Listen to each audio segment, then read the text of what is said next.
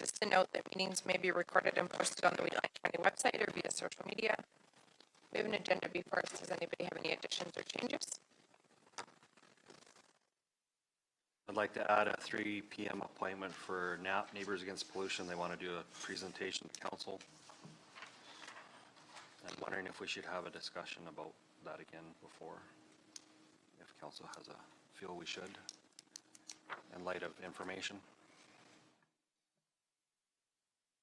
So we'll do a 3 o'clock appointment with NAP, and let's add a closed session regarding NAP. Yeah.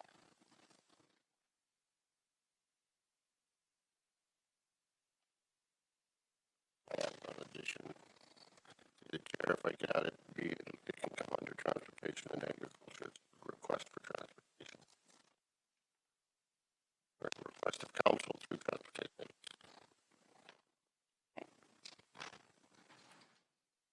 We'll put that under 7, C7.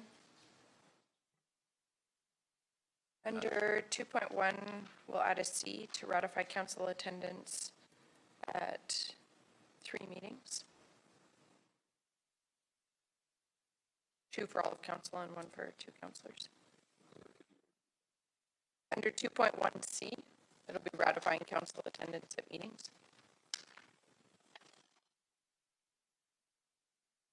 Any other additions or changes?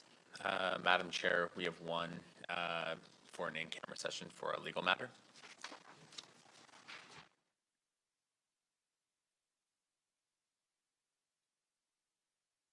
Anything else?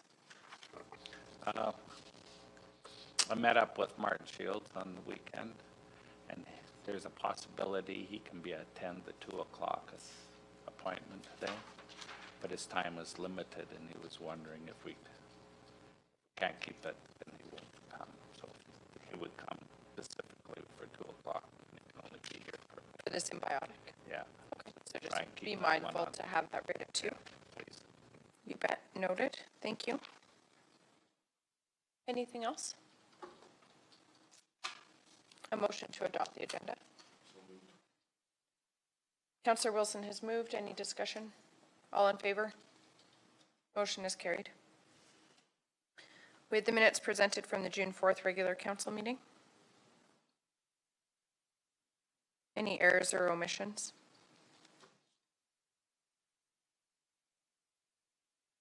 If not, a motion to adopt. Councillor Eichert has moved. All in favor? Motion is carried.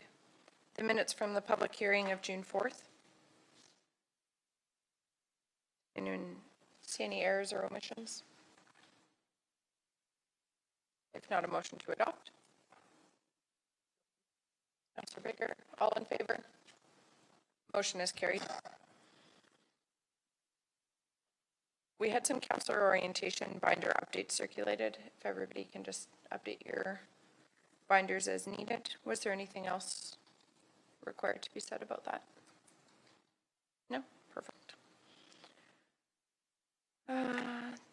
There's some business arising from the June 4th council meeting. There was a notice of motion presented at that meeting regarding the Strathmore Handy Bus Association. In our agenda package under page 14, there's some report, or there's a associated report. Sorry, I'll speak to that. I do have a presentation, but my computer's not done loading yet. But I can read it out for you. So we currently have 602 registered clients with Handybus. 45 of those are the county residents. Handybus has been used 1,046 times this year to the end of April. 17 of those were county clients who used the Handybus 40 times. We have our budget this year. I'll just go through the numbers. On our revenue side, town contribution, or sorry, I can't speak today. Not at all. we budgeted 175,000 this year, same as last year. We did budget for the county funds, which is 35,000. Wheatland in-kind donation is at 1,200, which is our CVIPs.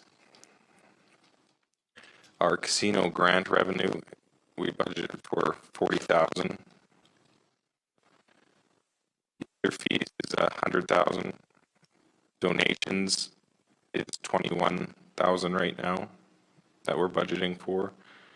Amortization of capital funds is 15,000. We have other, which is 900, and interest income is 10,000. Wages for the expenses is 241,000. Employer contribute. Sorry. Oh, it's 53,000. I'll make it through it. Depreciation is 38,000. Fuel is 19,000. Insurance 13,000. Maintenance is 16,000. Telephone is 2,600. We have expenses in other, it's 5,000. Utilities is $4,500. We have an audit expense of $3,200 and office supplies of $800. With total expenses budgeting this year at $397,000, and sorry, our revenues is $398,000. So we're just covering our expenses with $734, which last year we covered it with $41,000. Just with the increase of wages brought up by the town, it's a tough year. We actually increased fees this year across the board to try to make up for the higher expenses. And then, yeah, so that's my presentation in a nutshell. If there's any questions, I can probably answer them too. I've got a few facts. We did, our reserves were sitting at $436,000, but we moved $100,000 into another restricted reserve for our building upgrades. So, Would it be possible to get a copy of your presentation? Yes. Thank you.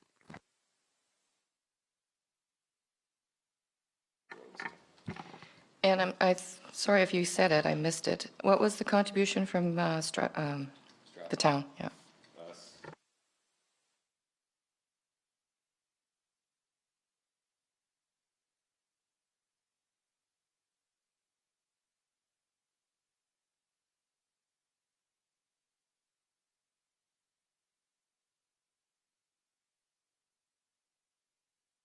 Any further questions?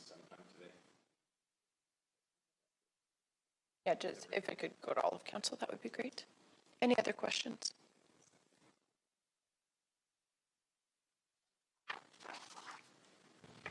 Where's their garage at? right on the town site. Town is wanting to sell it, build a new one someplace. Why are you putting 100,000 to fix their garage there? Is that going to stay? It's for the future. Oh, for the, Yeah. it's for a new location then, okay.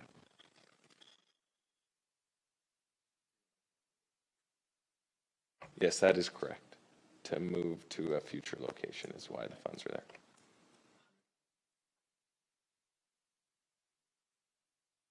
Well, it could be to, I'm assuming to purchase or, Joint funds for the town, I'd assume. so not just the process of moving, but the new facility. How much were the wages again? For the bus drivers specifically? Yeah, wages for all staff is 241,000. is budgeted for 2019, and 2018 budget was $193,000. So a very large increase from last year's that we tried to cover in fee increases, but couldn't quite get there. These wage increases, they mirror the town of Strathmore's? Correct. Okay. When town of Strathmore first started putting the money in around that 170,000 mark, that was to cover the wages. So now they increased the wages, but their contribution didn't increase, or? Correct. Okay. Have you figured out the percentage of county on, I guess, no, I won't go down that road.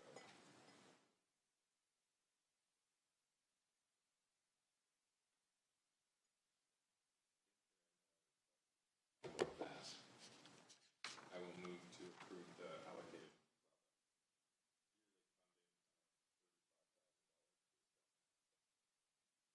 Any questions or discussion? Seeing none, all in favor? Motion is carried. There's a Valley Bus Society report attached. Councillor Armstrong, do you want to speak to that? Yeah, I'll speak to that.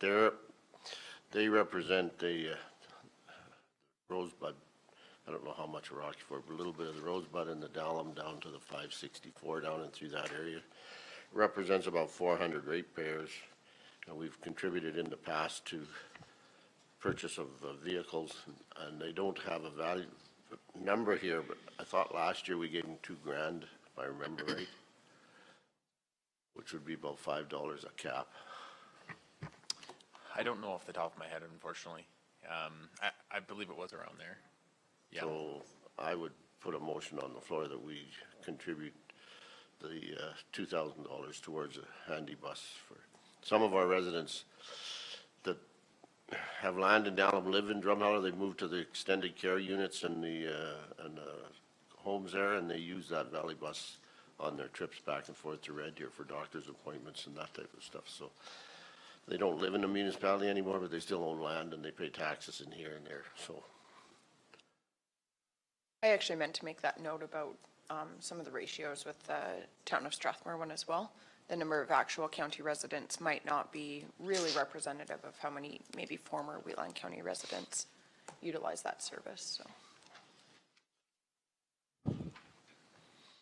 So your motion was for $2,000 towards the. Is there any questions or discussion? All in favor? Motion is carried.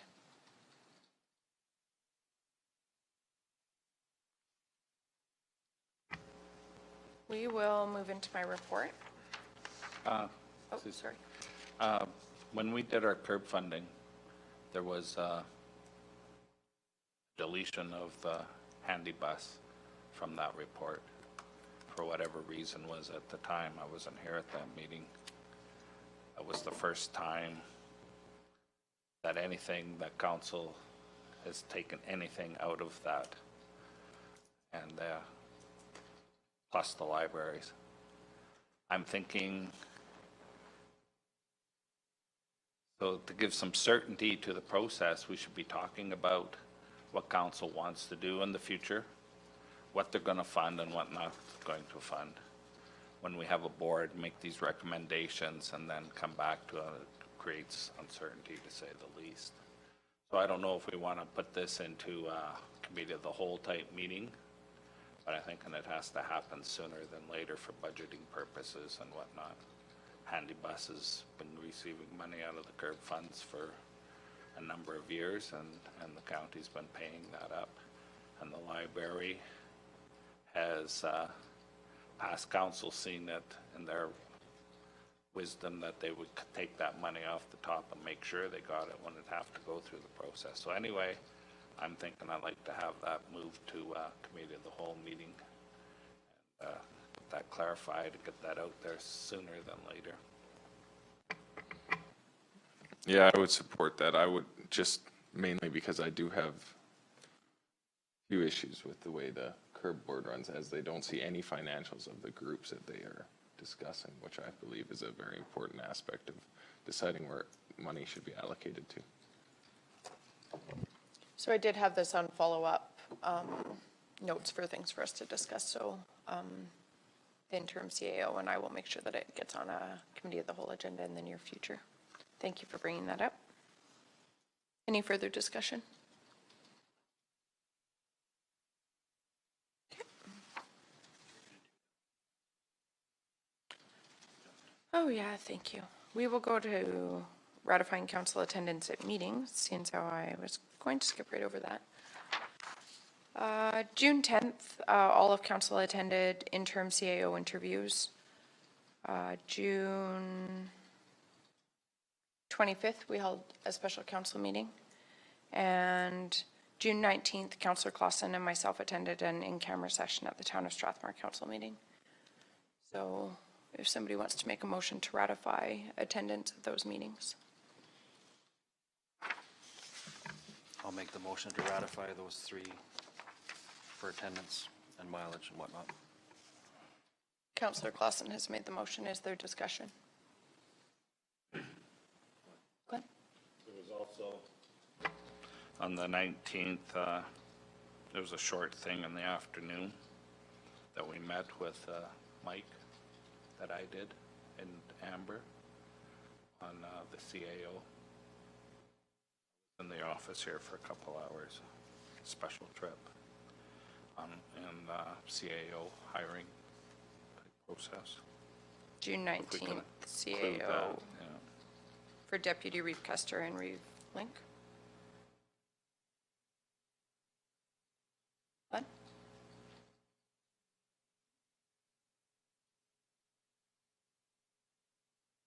Do you want to amend Councillor Clausen's motion? Do you want to amend Councillor Clausen's motion to include Yeah. that? Okay. Councillor Clausen agrees. Any discussion? All in favor? Motion is carried. Thank you. My report is attached as part of the council package. Just a few things to note. I did miss our meeting in June following FCM, and there was some good discussion about the validity of attending FCM. I did want to stress that I felt like I got a lot out of FCM. The sessions, some of the training, and then a big part of it, and I did speak with some of the other councillors that were at FCM, was the networking that I was able to do there. I met with most of the urban mayors that are part of CMRB, and spent some good time discussing some of the issues that we're addressing there with them, as well as to kind of clear up some misunderstandings that have happened there. So that was really valuable. There was also some just practical sessions that were helpful regarding things like broadband, things with drug strategies for our drug coalition, things like that.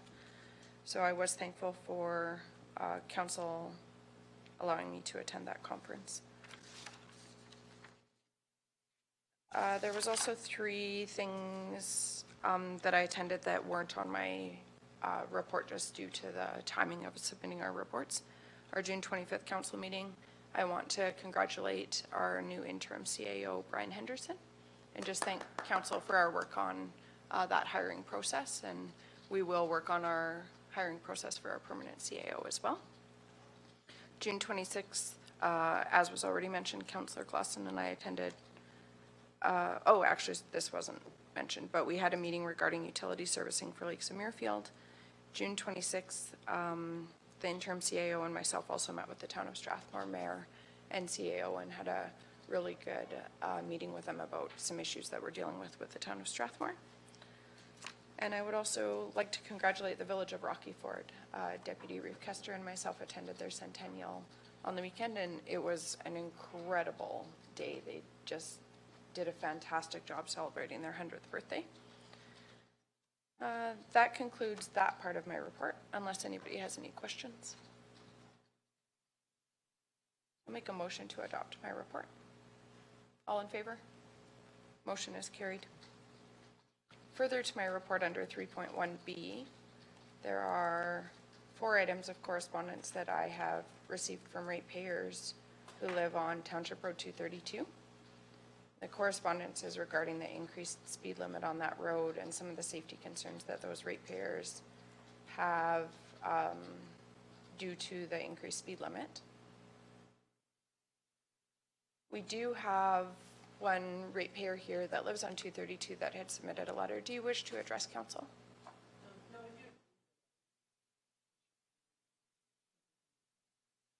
We don't typically read them out loud when they're included in the package, just because council has, yeah, it's, everybody got it last week.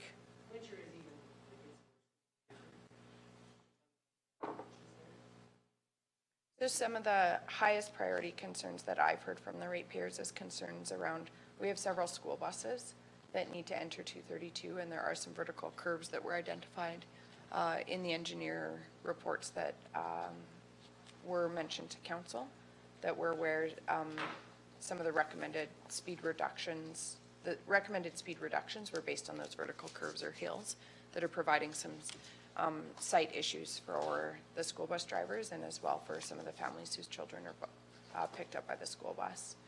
As well, I also heard from some egg producers that are having some challenges with either equipment or as well, we have a feedlot on that road and there's quite a bit of semi-traffic that is utilizing that road.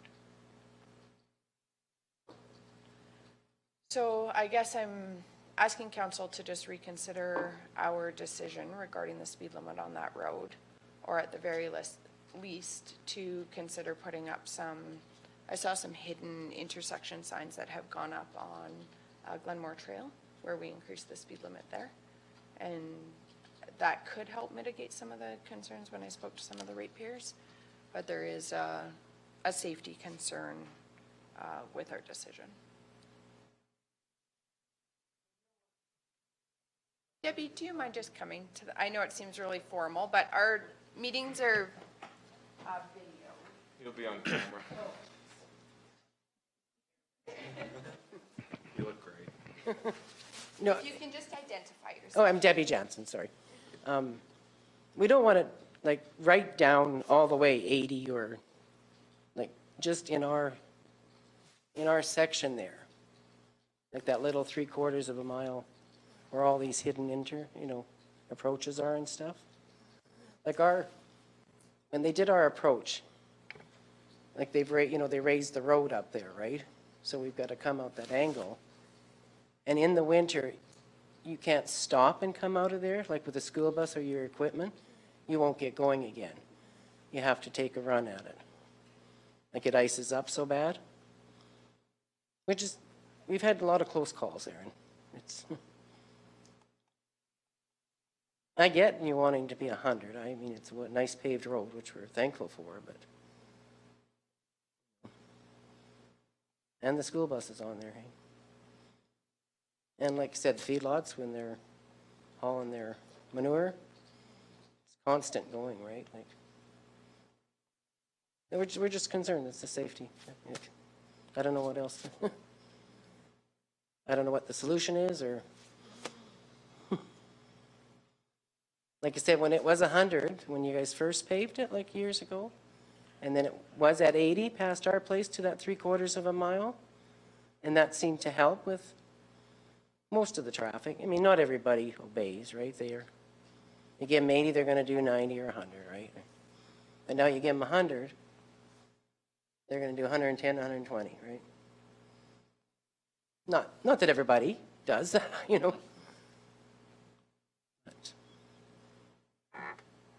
I don't know. I don't know what the answer is there for. I haven't been on that road for a while, but is it really close to the hill where you're talking? Like we have it at the hill lowered to 90? Oh, you're talking No? Hammer Hill? It's 100 the entire way. No, it's 100 the whole time, okay. So Jansens are quite far west from actual Hammer Hill. We're right by Nameka. Yeah. down there. Oh, okay. We I have haven't some heard any hidden, concerns from the ratepayers Up on the hill? the large Hammer Hill. Okay.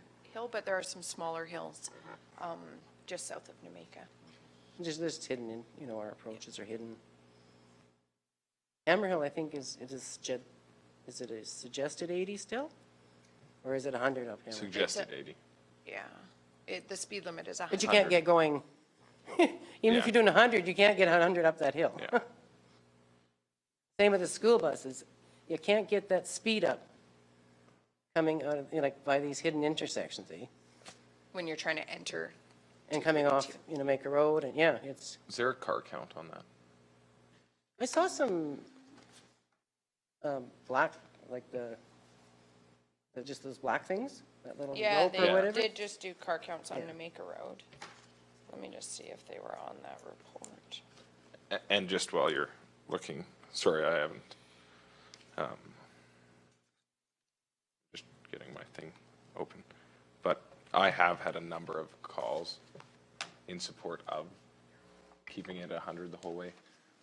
A lot of my residents and even those on the eastern side of Amber's division, are very happy with the decision as it is a main corridor to Well, the Calgary. 100's fine. Yeah. It's just that, Yeah, it's just that 3/4 of a mile where it's yeah, I'm just worried it's not, we're setting us up for a speed trap because we don't want to have the peace officers sitting there and nail the, yeah.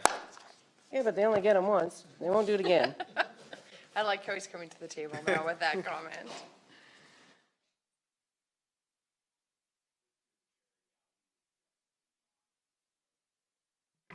We definitely would not use that as anything like that. We don't do speed traps in this municipalities. We conduct targeted enforcement in areas that are identified as unsafe, but we don't do speed traps, especially at transitional zones and changes in speed limits. I've never been a fan of that. I don't believe in that kind of enforcement. So yeah, I can say for The changes in the flat out speed limit, that- is that what you said? yeah. What about number 1? I mean, they did that for a safety reason, right? We, the county peace officers, don't work on No, I Highway know. 1. I can't speak for the RCMP. I can only speak for our Protective yeah, Services yeah. Department. In response to the question about traffic counts, I believe that the latest traffic count that was presented at the May 7th council meeting showed, no, that's okay, I did bring it just in case questions arose. So south of Highway 1 on the first section so now I'm talking about Range Road 243, because that's the traffic coming onto 232, has between 501 and 700 vehicles for the first section, and then between 301 and 500 cars further south. So where it would enter Township Road 232, it's between 300 and 500 cars. So it is a fairly high traffic road that's entering. And then I don't see traffic counts on 232 in the area that we're referencing. West of where we're referencing, it's over 700. Oh, no. Sorry, this is really, really tiny, so it's printed from our council package, so.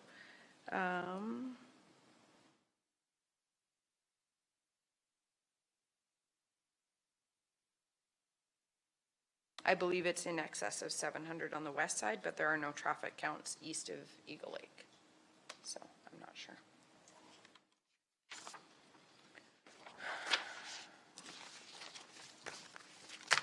So did you have requests from people east further?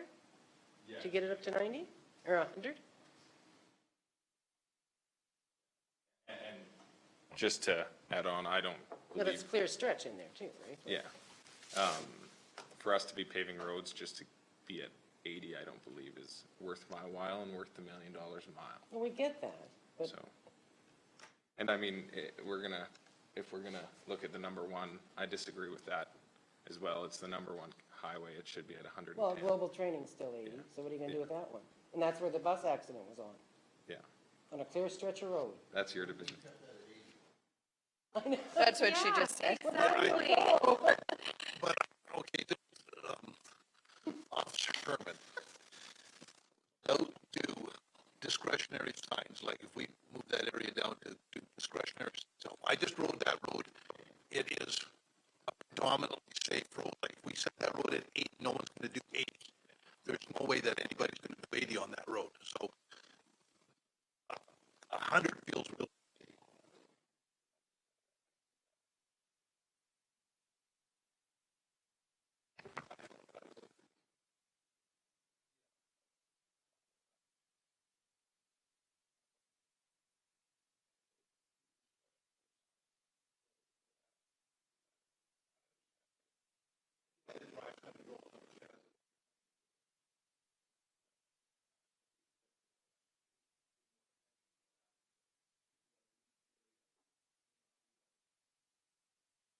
Through the, Yeah, and through the chair, they can be, however, discretionary.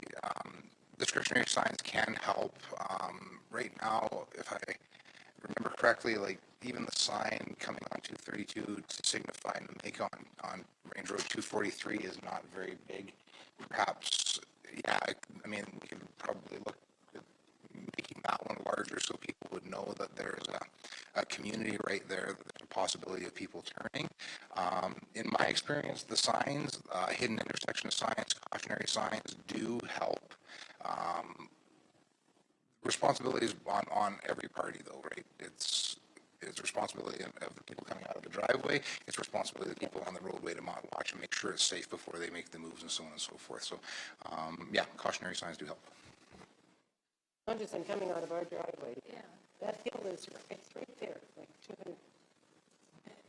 You come out, when we think it's safe to come out, and you got a vehicle in front. You can't see coming out of our driveway, so there is no way to be cautious when you can't actually see oncoming traffic. Like I said, in the winter, it's worse, right? Fog, it doesn't matter, fog is everywhere, but. There's 2 points that I want to make just in response to comments that have been made. I agree from the perspective of driving 232. It seems that 100 is safe. I don't think we can appreciate the perspective of the ratepayers because we haven't gone into their private driveways and tried to access 232 from their driveways or with a school bus or with ag equipment or with a semi. So I wanted to make that point. The second point, and I agree that ideally when we are constructing and paving roads, that they be built to the 100-kilometer-an-hour standard. The fact of the matter is on this road, it was not built. From my understanding, I haven't seen the engineering report personally, but from the presentation that was made to council, that entire stretch of road from 817 to the number 1 highway is not engineered to be at 100 kilometers an hour due to the vertical curves or hills that were not flattened or like dealt with appropriately to be recommended at 100 kilometers for the entire stretch.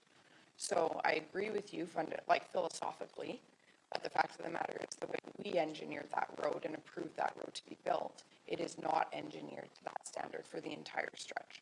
So my concern, and I raised it when we addressed this speed limit in our previous meeting, and I didn't vote in favor of it because I'm not comfortable going against that engineering report that recommended, I believe it was 80 kilometers on certain sections.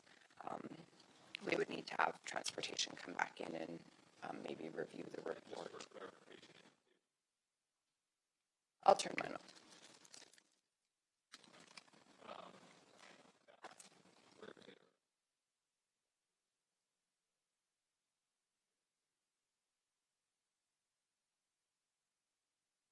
It should be, because it was when we moved there 5 years ago. I would have to confirm that with transportation. I believe there were 2 sections. One was Hammerhill, and I believe this was the other. No, it was past our place, 80. We used to have it. He's just referencing this engineering report that was done for the road. It was 100 and then 80 and then.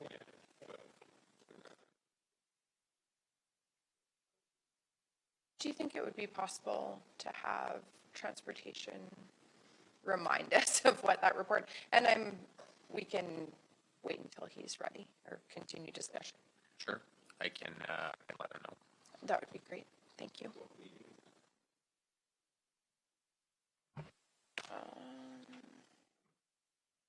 It was the April 16th. Through the chair, with the discussion that's going on this morning, and there is a motion that's posted at 100, but with the discussion that's going on this morning, I would suggest that this be moved to a committee of the whole where we can discuss it fully and get the information we need and reassess that road, rather than try and make a decision today without that information.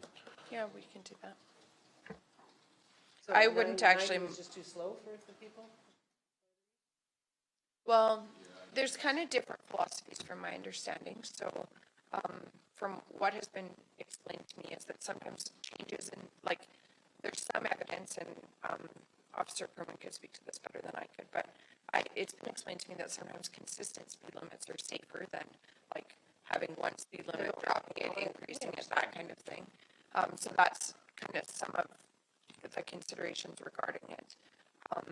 The entire stretch of road, save for two sections, is engineered to, I believe, actually 110 kilometers an hour, which typically would allow council to set the speed limit at 100 kilometers an hour. On this particular road, it was shared with council through our transportation department that the engineering report identified two, I believe it was two locations, I have to confirm that were not engineered to 100 kilometers an hour. So we just, I think it's a good idea maybe, and I apologize that the decision won't be made today, but if council takes this back to committee of the whole, it allows us to look more in depth at that engineering report and just to look at all the considerations around this. Yeah, they shaved that road down. Or when they were doing it. Right.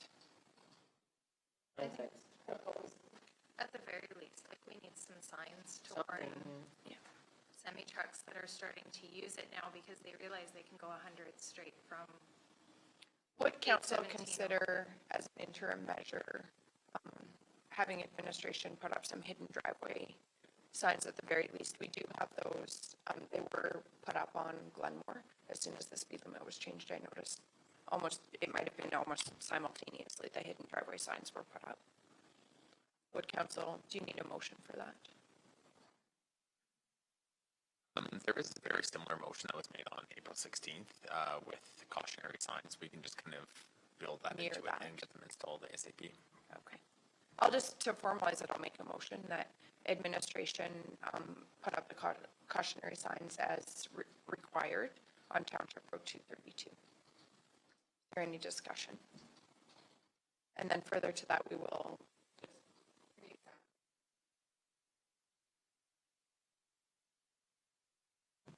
I gotta say, I struggle with this because I'm a professional driver. Drive the number one all the time. Every time I try to cross number one highway in a highway truck, car, it's more dangerous than whatever you're talking about here. It is, Alta Road is terrible trying to get onto the highway. People don't drive properly to begin with. They should be in their proper lane. I've almost gotten wrecked several times. Even our grain producers trying to go down to Louis, Carsland.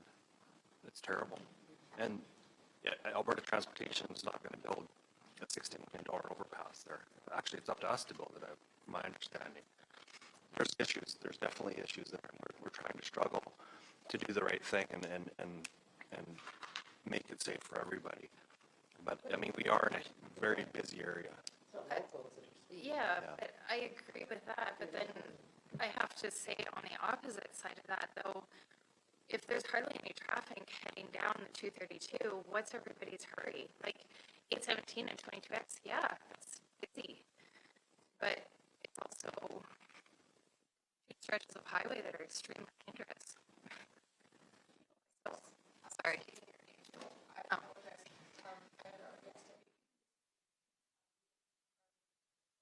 Okay.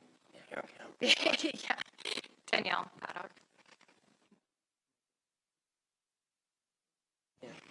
We're going to talk about this committee of the whole. What I'm hearing here is probably an unsafe approach on an angle. The county is responsible for approaches. I would like to specifically look at and report on that approach for the committee of the whole. Yeah. And if it's not safe, it has to be down to 80. When we did the Rocky Ford Road, there's sections in there are 80 because of intersections hidden, school buses, deer crossings, people walking on the road. This is close to New Make, I'm hearing. And we have another section because of the hill. And driveways, I don't have a problem. If it's engineered for 150, we can go 110. But if it's engineered for only 100 or 80 because of the approaches, we should be taking that into consideration. And then we can have that full report on the highway and the speeds and the lawyers' comments and all that, and give it a, but I would like that in. Thanks.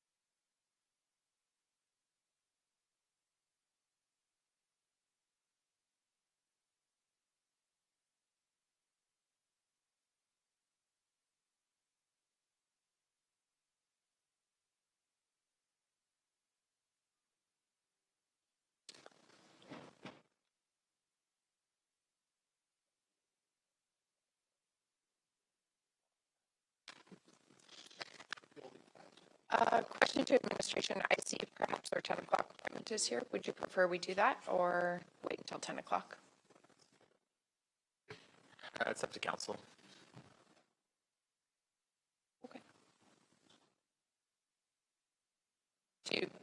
Okay, we'll take a 5-minute break.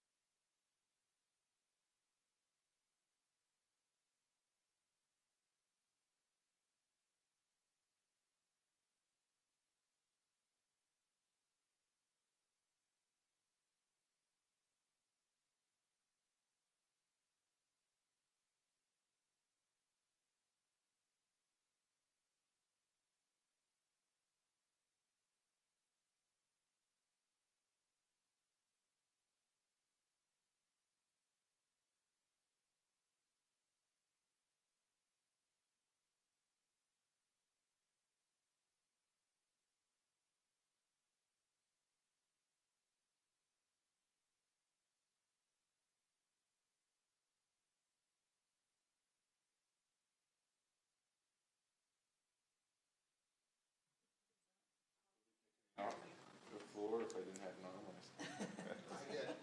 He's got all the colors of the rainbow. Oh, yeah, his whole thing's lit up. Well, We've never had that. What day was it? Saturday. Sunday. That's fun. We had Okay, try yours off. Let me.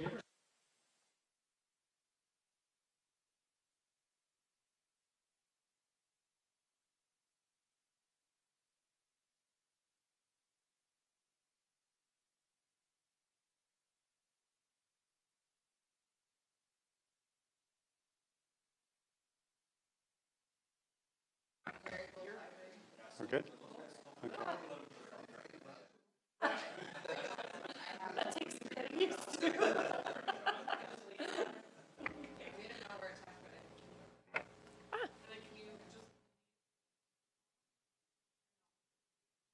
Sure.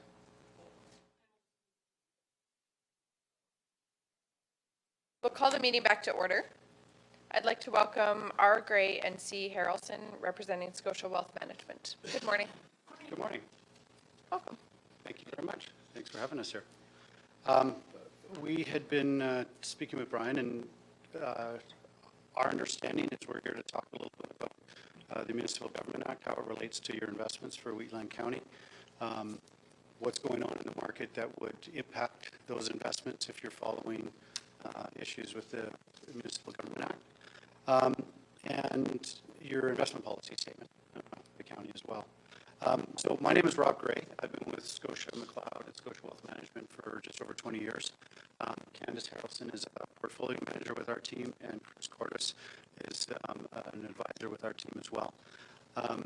We have focused on the institutional space, which includes municipalities and counties, for about 20 years now. Other groups we work with, there's First Nations on land claim settlements, Hawaii colonies, school boards, and private foundations. Specific to Wheatland County, and before I stop, obviously you can interrupt us at any time with any question at any point. In speaking with Brian, he had suggested that we spend about 20 minutes on a presentation and then leave about 20 minutes open for Q&A, but we're open to Q&A at any point throughout as well. With the county, you are governed by the Municipal Government Act, and the Municipal Government Act is very clear, at least from our perspective, as to what can and cannot be put into an investment portfolio for a county. Section 250 of the Municipal Government Act, which is the slide on the overhead right now, this outlines what is and is not allowed in any municipal portfolio. The exceptions to this are for the City of Calgary, City of Edmonton, Lethbridge, and Medicine Hat. But otherwise, what this is basically saying is that the county is able to invest in bonds, and those bonds can be either Government of Canada bonds, provincial bonds, municipal bonds, or corporate bonds. And they all need to be investment grade. And the Municipal Government Act, we don't show it on here, but they are very specific to what they define as a fixed income instrument. We'll get into that a little bit later. So this is the actual section that defines this. And what does that mean in our world as investment specialists? As restrictive as the Municipal Government Act is, it actually does give us quite a variety of things that we can look at. GICs, Guaranteed Investment Certificates, and from my understanding, that is what you've predominantly invested in the past. But there are, if we look at the far left side of the screen, there are federal bonds, provincial bonds, municipal bonds, corporate bonds, floating rate bonds, step-up bonds, principal protected notes, and index-linked GICs. I'll talk a little bit about the last two in detail a little bit later. The characteristics of those bonds can be AAA rated, AA rated, single A rated. There can actually also be BBB rated. We can have short-term bonds, which is 0 to 1 years. We can have mid-term bonds, which is 1 to 10 years. And we can have long-term bonds, which is 10 to 30 years. We can have low coupons, high coupons. They don't even need to have a coupon associated with them. All of that is eligible. The geographic regions or the bond portfolio itself, it has to be in Canada. We'll talk a little bit about the other areas thereafter. And within Canada, if it's in the corporate market, it can be in the energy sector, utility sector, banks, materials, insurance companies, the broad markets. Over the last few years, there has been an introduction of what's called principal protected notes. And that is a way that municipalities and counties outside of Calgary, Edmonton, Medicine Hat, and Lethbridge can get exposure to the equity market. It happens in a very specific way. A principal protected note is, as the name suggests, the principal of that note is 100% guaranteed. They're guaranteed by one of the big 6 banks of Canada. So it's, by the definition of the Municipal Government Act, it is considered a fixed income instrument from one of the major banks in Canada. What's different about it to a regular bond is that it does not have a specific coupon, so there's not a 5% or a 6% coupon that's payable annually. The return of that note is linked to the performance of an underlying market, whether it be the Canadian Stock Exchange or the U.S. Stock Exchange, so the TSX 60 or the S&P 500 or an international exchange. And there's some factor where if that market goes up a certain percentage, these notes will go up either 150 or 200% of the return of that market. With a principal guaranteed as long as it's held to maturity. With those type of notes, because the underlying note is guaranteed by one of the Canadian banks, the notes can have exposure outside of Canada to the United States, to international markets, to developing markets, to emerging markets. Whether that would fit, that's a discussion that we go into a lot of depth about creating an investment policy statement that suits the purposes of the county. I want to talk about how this relates to the current market right now and why a county would look at something beyond just GICs as it relates to the Municipal Government Act. So to do that, we're just going to put the context of the market into perspective right now of the last 30 to 40 years, because there's some very unique things happening in the last couple years in the market that are far different from the last 30 years. So I'm going to have Candace come up for a bit and speak a little bit about that.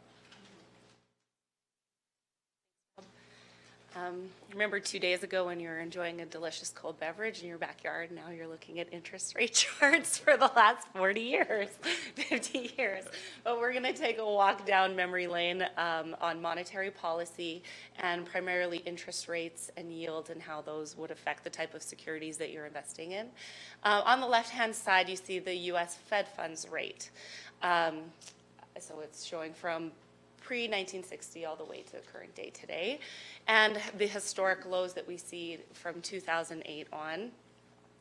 So back in, prior to that big spike in the 1980s, there was a very different type of monetary policy that was being practiced. It was called stop-go monetary policy. So interest rates could change very, very quickly, and the U.S. funds rate, could change very, very quickly based on the outlook for inflation or the current inflation. Back in 1973, you see a huge spike in the U.S. Fed funds rate. That was when the U.S. unlinked their currency to the gold standard. And inflation started to skyrocket, going to double digits, right? So then the policy rate was quickly hiked to stop that inflation. And then followed by quickly dropped because inflation did stagnate some, but picked up very quickly. Inflation was double digits for a number of years, which caused the federal Fed chair to keep rates so high for so many years to counteract that inflation. The federal funds rate has really one priority. It's to keep the economy running in a steady rate. So that is to keep inflation at a 2% range, to keep unemployment between 4 and 5%, and to keep the economy growing at a steady pace. Okay, so post-1980, there was a different outlook to how the Fed funds rate was managed, and it was more so forward-looking on inflation and to keep that inflation rate down. But we can see the impact of that as also the U.S. Treasury 10-year yield follows very closely to what that Fed rate does. So that's in the last 30-some years, almost 40 years, we've seen a decline in interest rates on a year-by-year basis, right? So the U.S., this next chart shows how the peak cycle is also on a declining trend. If the economy starts running quickly, right, interest rates go up to help steady that inflation and to reduce business spending. When we start to come across a declining economic cycle and pre-recession, then you see the rates start to go down. That gray bar there is showing the recessions of the last 30 years, so the 3 periods of recessions that we've seen. And so you can see that the peak of the rate cycle is also declining. So interest rates continuing to decline through that period. But come upon 2008, the federal funds rate was lowered to all the way to 0.25%, so basically zero. So nowhere to go down from there, right? And so other monetary policy was then also put in place to help stimulate the economy. So right now we're sitting at a 2.5% interest, the federal funds rate. Very paused at the moment. 40 years of going down, and now we're looking to potentially go back up. That low inflation and those low bond yields are somewhat behind us, and so now how do you manage that moving in an upward rising bond yield environment that we haven't seen for a large number of years? General rules of bond investing, where to be when rates go down and where to be when rates go up. So in a decreasing interest rate environment, you want to look to longer term bonds that pay a lower coupon and primarily government or very high rated credit quality bonds. A lowering interest rate environment means you're at the end of an economic cycle. There might be some credit-worthy issues out there, so you're running to safety and security. Lengthening the period of your bond also gets you a bit of a price increase when those rates do go down. And if you're in an environment where interest rates are going up, you want to look towards more shorter-term bonds that have a higher coupon, corporate quality. So you're able to go down the scale a little bit, because in a rising interest rate environment, it means the economy's cooking along, right? And so your credit risk then decreases. So here's just your general rules when it comes to fixed income investing. So I'm going to go back a slide, and I'm just going to talk about this for a moment, because basically from 1980 up until 2 years ago, we have been in a steady period of declining interest rates. And that's made it very easy to invest in the bond market. And it also, in the earlier time, made it very easy to invest in GICs. And so if you look at most municipalities and counties around Alberta, that fit within the Municipal Government Act very well, and it made it very easy for someone to just buy bonds, hold them till maturity, and the portfolios did quite well during that period of time. There were very few times where you had to talk about negative returns during that period of time. Now you can see that from 1980 to 2015, although the general trend is down. There's lots of periods where it's going up as well. But broadly speaking, the general trend was working in favor of the bond market. And for the big chunk of that time, the trend was that interest rates were high enough that a GIC portfolio worked quite well as well. We're now in a period where two things are happening. One is interest rates are so low that a GIC portfolio does not, and we see this in our personal lives too. It's not just in the municipal and county world. We see it in our personal lives. Savings accounts get virtually nothing these days, and GICs don't attract much as well. But we've also then got this other trend, which is now interest rates really only have one place to go. Now, we're going to have bumps along the way, and it's going to go up and down during that period of time. But broadly speaking, over the next 5 to 10 years, we're going to see interest rates going up. That is not generally great for a bond portfolio. And at the current rate market, it's not generally very good for a GIC portfolio. So there's a lot of pressure on you when you're managing public funds to how do you get the best return and keep the risk profile intact. And so if we look at going back in time, there are two broad periods. Now, this is a really busy chart, so I'm going to try to break it down as much specific to the colors there. If you look in the middle of that chart where the blue line starts low and starts peaking up to the heart, so around 1990 there is a period there for 30 years where the stock market outperformed the bond market. So on the left of the screen, that is indicative of the stock market outperforming the bond market. From 1990 going forward to basically the current time, that is a time where the bond market in Canada has outperformed the stock market. Now, an interesting thing with that, the bond market has outperformed the stock market for pretty much the time horizon that any person working for any municipality or county in Alberta has been managing funds. It's nothing they've done specifically. It's just the nature of those decades. Is they've had the good fortune of having a very positive market for just owning bonds, or starting with GICs that were making quite a bit of money. So either someone has managed it during that time, or they got trained by someone who has managed it during that time. There aren't many people around that have gone through a period where the stock market outperformed the bond market in Canada that is actively managing portfolios today. And it's a very different way to manage it. So what this is saying is the red portion of this chart, what that's talking about is that's how much the actual fluctuation of interest rates. So in the 1960s to 1990s, interest rates going up were negatively impacting the bond market during that time. And then on the right-hand side of the thing, where we've got the red on the upper side of the graph, that's saying that interest rates going down were positively impacting all these portfolios. And it's that positive impact that was causing the bond market to outperform the stock market. Now, if this chart wasn't busy enough, this next one's even worse.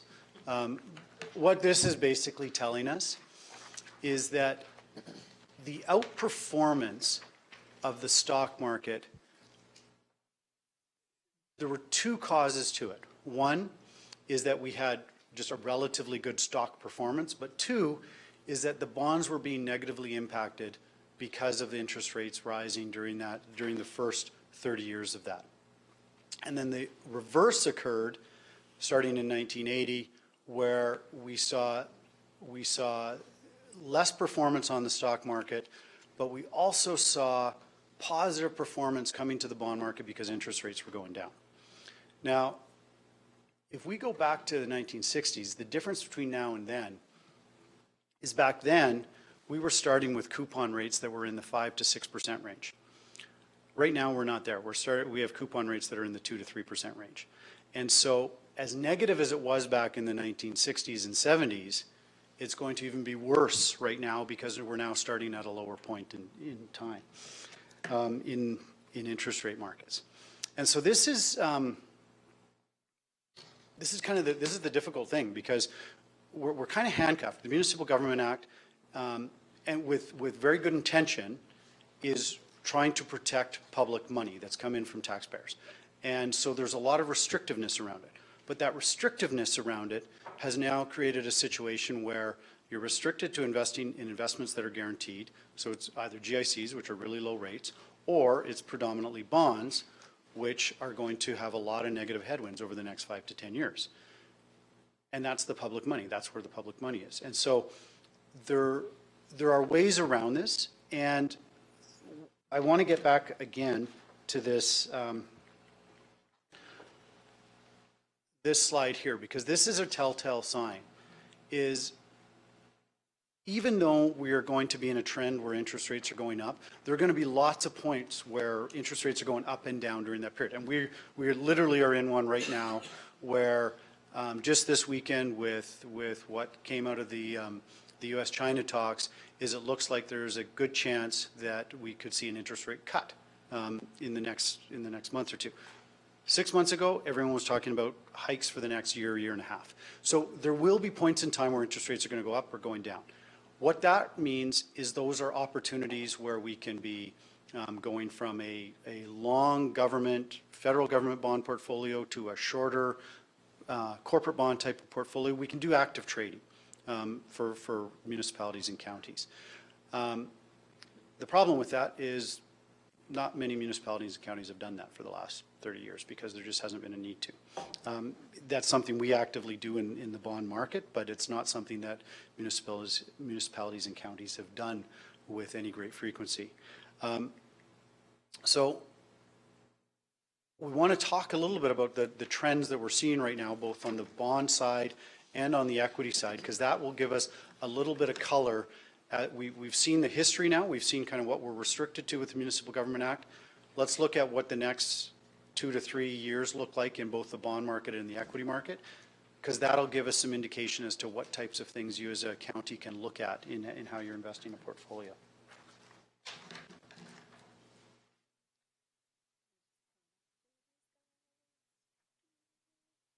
There we go. Okay, so fixed income outlook. Where is it at right now? These are our 3 primary points that we wanted to put down that we see, moving forward in the short term here. Inflation is edging higher. It's still very data dependent. We haven't seen a big skyrocket in inflation, but it's definitely a worry out there with the tariffs that have been put in place. A lot of companies have been able to assume those price increases themselves to this point, but it's looking like those will be passed on to consumers, right? And as they're passed on to consumers, that inflation will go up. Fiscal policy also stokes inflation, so government spending as well. Number 2, policy and long-term rates diverge. Yields are very range-bound, as Rob mentioned, but they are going up and down through periods and shorter term periods of time. The 10-year Treasury yield is sub 3.5%. Right now it's actually sub 3% and only popped above 3 for a very short period of time. So you don't want to avoid duration in your portfolio, meaning just looking at the short term only. We do want to look at some longer term rates. And we're preferring to favor high quality investment grade over and sovereign bonds over any high yield exposure, which wouldn't affect you, but making sure that you're focusing on what's the quality of what you're purchasing. That is the most important thing right now, and having that floating rate exposure to investment grade bonds. As far as the equity outlook is concerned, in our portfolios, with our private clients, we're definitely still overweight on the equity side because there is a lot of earnings growth out there for companies that, if we focus on the second piece there, that have sustainable advantages. So there still are many, many great businesses out there that have competitive and sustainable business advantage over their counterparties. So we are looking to overweight equities and focus on those high earnings companies, favoring domestic markets over the emerging markets. As the business cycle matures, emerging markets do struggle with growth, also the cost of currency, the cost of lending, and that sort of thing. domestic markets have less debt in corporations. We're overweight Canada relative to the US, just slightly, and lower on international equities. So there's a bit of a fixed income and an equity market outlook. So it's one thing to invest in a portfolio that's got risk associated with when it's your personal money and the only person you have to look at is yourself in the mirror to decide whether you're comfortable with that. It's a very different scenario when you're doing it with public money. And you have that burden on you constantly on every decision you're making in these chambers. There are aspects about the current market that both make it challenging but also provide some opportunities to you. And so there's what I want to focus on this slide is on the left-hand side where the returns of a portfolio come from. A lot of people spend a lot of time trying to think about the individual bond or stock that they buy and how is that going to perform. When you're investing broader pools of money, 91% of the performance of a portfolio is determined by what asset category you're in. So whether you're in cash, whether you're in bonds, or whether you're in the stock market. That's 91% of the portfolio. There certainly is importance to the individual security we purchase, but it is far less than whether you've made the decision of are you in the stock market, are you in the bond market, are you in the equity market. Again, we always come back to the Municipal Government Act because that's the rules and the parameters that we're all given in this world. And when I look at the different municipalities and counties we work with and that we speak with, everyone has a investment policy statement that guides them on this. Now, although the Municipal Government Act gives us a very kind of the outside bookends of that investment policy statement, individual municipalities and counties choose their own investment policy statement and their own constraints within the parameters of that as well. They cannot go beyond those parameters, but they can become more restrictive in them. And so I thought I'd share with you, and this isn't part of any of the slides, but I thought I'd just share with you what some of the other municipalities and counties are doing because they fit into kind of four broad categories. There are ones that are 100% invested in GICs and have continued to do that for the better part of 3 or 4 decades.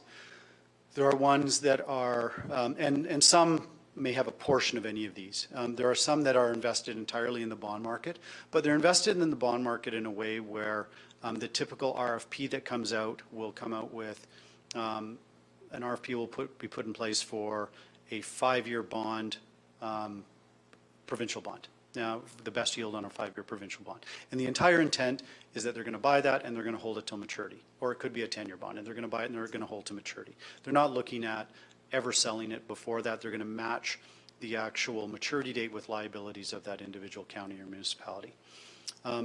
There is a third group, which is becoming a larger portion of it, which is active management, where they have an investment policy statement that gives very specific constraints of how much can be in federal government, how much can be in provincial, how much can be in corporate, how much can be in 0 to 1 year, 1 to 2 year, 2 to 5 year, 5 to 10 year, 10 year plus. And putting on an average length to maturity, or a duration is the term that we use in the industry on this. And what that municipality or county does is they actually create that investment policy statement with the money managers they're using, and then the money managers themselves take on all the day-to-day trading and active responsibility of that portfolio. And then there is a fourth group, which has really only started to emerge in the last 3 or 4 years, which is ones that are now starting to take investments into the principal protected notes. And they're doing that because that's the only way to get any type of equity exposure within the Municipal Government Act. So if I look at some of the groups outside of the Municipal Government Act, like Calgary, Edmonton, Lethbridge, and Medicine Hat, they have equity exposures in their portfolios. They're not restrained by the same rules that everyone else is on the Municipal Government Act. And so they'll have between, on the low end, 25%, and on the high end, about 35% equity exposure right now in portfolios. And the rest of Alberta, we don't get that chance. The only way to do that is through the principal protected notes. And because those notes didn't actually exist 5 years ago, 10 years ago, 20 years ago, it's only a recent phenomenon that's caused municipalities and counties to start looking at those notes. There also wasn't necessarily a need to look at them 10 or 15 years ago, even if they were available, because buying a bond and just holding it till maturity made sense, and people did very well with that, and municipalities and counties did very well with that. We're in a different period of time now. So the GIC rate's very low. The headwind is against the bond market. And that causes two types of scenarios to ensue. One is the likelihood of buying a 5-year bond or a 10-year bond, which has been done so many times in the past in Alberta, and just holding it to maturity. That isn't going to be as easy going forward, because that's going to lead to some uncomfortable conversations along the way. That's going to lead to some negative returns in certain years. And so when we look at these portfolios and we're managing them, we are often going from a long federal government bond, and we will sell that bond and buy a short-term corporate bond. And then we might 4 or 5 weeks later take that short-term corporate bond, which could be a bank bond, and sell it and buy a pipeline bond, because there's a better opportunity in that sector. And we live in a world where we're trying to get a few basis points, like so 0.03, 0.04% return over a period of time. It always has to be done within the constraints of the Municipal Government Act, and within the constraints of whatever investment policy statement we sign with a municipality or county. But there's active trading that I don't want to say all municipalities and counties are doing, but it's the trend that's starting now. And it's starting because of what we've hopefully have laid out a little bit here, is that the market has changed. We're now at a very low point in interest rates. The trend is going to be going up. There's going to be lots of opportunity during the next few years that we're going to see interest rates going up or down. But broadly speaking, that parameter of trend is going to be going up. So there's going to be headwinds against the traditional exposure that municipalities and counties took, which is longer government bonds or 5 to 10-year government bonds. And there's going to be more reason to start looking at corporate bonds. There's going to be more reason to start moving from 5-year bonds down to 1-year bonds, back up to 5-year bonds, over to 2-year bonds, up to 8-year bonds. There's going to be reasons to do sector rotations. There's also going to be reasons to take advantage of the principal protected notes that are out there. We're not saying at all which is the right course of action for any particular municipality and county. What we're trying to describe is the macro situations that are going on out there, and both the parameters you're given by the Municipal Government Act, but also what that Municipal Government Act gives you as far as the tools to best deal with that. I can think of one city that we work with right now, and I'll lay this out as an example as the type of portfolio management that some are doing. So we have what's called a discretionary bond portfolio for them that pretty much is the parameters of the entire Municipal Government Act, which is it can be everything from federal government bonds to corporate bonds, AAA down to BBB, 1 year up to 30-year bonds. We have all those constraints into an investment policy statement, and then we actively manage that on a day-to-day basis. So that's a portion of their portfolio. Then they have another portion of their portfolio, which is also discretionary. So that doesn't involve us having to phone the municipality or county on every individual bond. That's just us actually actively managing it. We have another portion that does the same type of active portfolio management on a day-to-day basis that is restricted only to government bonds. So we exclude completely any type of corporate bonds out of that. Then we have a third portion of that portfolio where we match the liabilities of that city to some of the dollar amounts that we need maturing in the portfolio. So there are known expenses that are going to be 12 months, 24, or 36 months down the road, or known capital costs that are going to be happening, that we have bonds that we buy with the full intent to just hold it until that maturity date. And then the fourth portion is we have the principal protected notes for some of the longer term funds that they don't see any, there could be a reason to need it, but they don't see any reason to use those funds over the next 3 to 4 years. And so they're willing to buy into a principal protected note that's got equity exposure that is guaranteed if it's held for 5 to 6 or 7 years. Now, that being said, It doesn't have to be held for 5 to 6 to 7 years. It could, all of these notes can be sold early. The only portion of these type of portfolios that have restrictions on the liquidity are the GIC portions. Any of the bond portfolio positions or the principal protected notes have liquidity that literally are within days. You can have full liquidity in days. Now, being the first on the agenda on Tuesday morning after a Canada Day weekend is probably not the best topic to talk about. So I'm going to open it up for questions now. We've got some examples that we can go through of some trades that we've done to give you some ideas of what we've done in the past here. Individual situations of when we've either done sector rotations or rating change rotations. I don't know if you want to go into the weeds on stuff like that, but if you do, we can do that in Q&A, or we're happy to just take any questions or conversation. Anything you want to throw our way. Any questions from council? Fees. Fees. Yeah, fees, question mark. As in, what are they? Yeah. Okay. Typically, it's going to be somewhat based on the size of the portfolio, but let me give you some rules of thumb. The typical, if you're doing active portfolio management, so the ones where it's completely discretionary, we write the investment policy statement with you, and then we do the active trading. The fees that we see range from, let's call it 25 basis points, so 0.25% per year, to 0.35% per year on the high end. So 0.35% is going to be for a smaller portfolio of that, let's call it like $5 to $10 million. Once you're in the 10 to 20 range, you're going to be more in the 30 basis point range. And if you're beyond $20 million, you're going to be down to around 25 basis points. So what that is that's a percentage of the assets that we're managing. It's a yearly fee charged, paid quarterly. And then there are no individual trading costs. So there's no individual cost per any like commission or anything like that. So that's for the active management side. Now, some also buy the individual bonds where they're going to hold to maturity, or they may sell it earlier, but we're not actively managing it. We're not buying in and out of it. And it's less expensive to do that route. Generally, what you're paying is 0.1% per year to maturity. So as an example, a 5-year bond is going to cost 0.5%.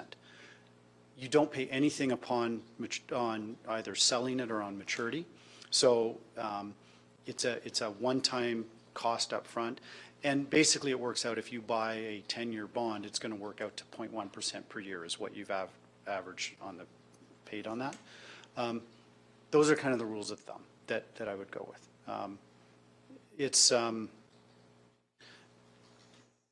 The final one is the principal protected notes. Typically there is a fee, a commission that is worked into that. The commissions range from 2 to 3% per note, but if you're buying $1 million of a note and there's a 2% commission on it, you're still having $1 million invested, and the principal protected is the $1 million. The fee is amortized over the period of time, but you're not paying that fee extra on top of it. It's just worked into the actual the details of the note. Those are the 3 typical price scenarios. But I would say on average, like if you look across the province, probably 0.3% is on average what the management fee is typically. And different firms are going to be somewhat different, but like we're talking like 0.02% or 0.03%. Like when we reply to RFPs, we know what everyone is kind of charging on these things. What I would say is there's not as much active management going on right now. That is a trend that's developing, and it's for the reasons we talked about, that there are some people that have been doing the job for 20 years and they've just bought bonds and held to maturity for 20 years, and so they don't see the logic in necessarily doing active management right now. Yeah, it was easy to do. It's moving forward. So if we were to go with your firm, say, we would get a yearly, bi-yearly, twice a year? How many times would you be prepared to come in and report to council? Oh, to report? Whether it's to council or to the administration, it really, that's up to you. For sure, we're happy to do it up to 4 times a year. It's whether if you want a specific council presentation once a year or twice a year or 4 times, we're happy to do that. If you want a council presentation once or twice plus a presentation to the CFO or the general manager of finance a couple other times a year, we're happy to do that as well. What we found is we've offered up the 4 times a year to most groups that we work with, and after a few years of doing it, they don't necessarily want 4 times a year. Yeah, we don't take it personally. We try not to think that it's an impact of our personalities, but it's more, I think that it's just. I'm thinking when you change the way you do business, you want to keep up to date. Yeah. And I'm thinking, for me, I would like to see a ratepayer one. We have annual AGMs, and maybe that would be a topic if we decide to go down this road. Yeah. Would be beneficial. I personally think 4 times a year is well worth it for, again, it's public funds, and so there's an aspect to it that is not simply just looking at statements, but having a presentation that is open for questions and answers. To me, is a valuable time.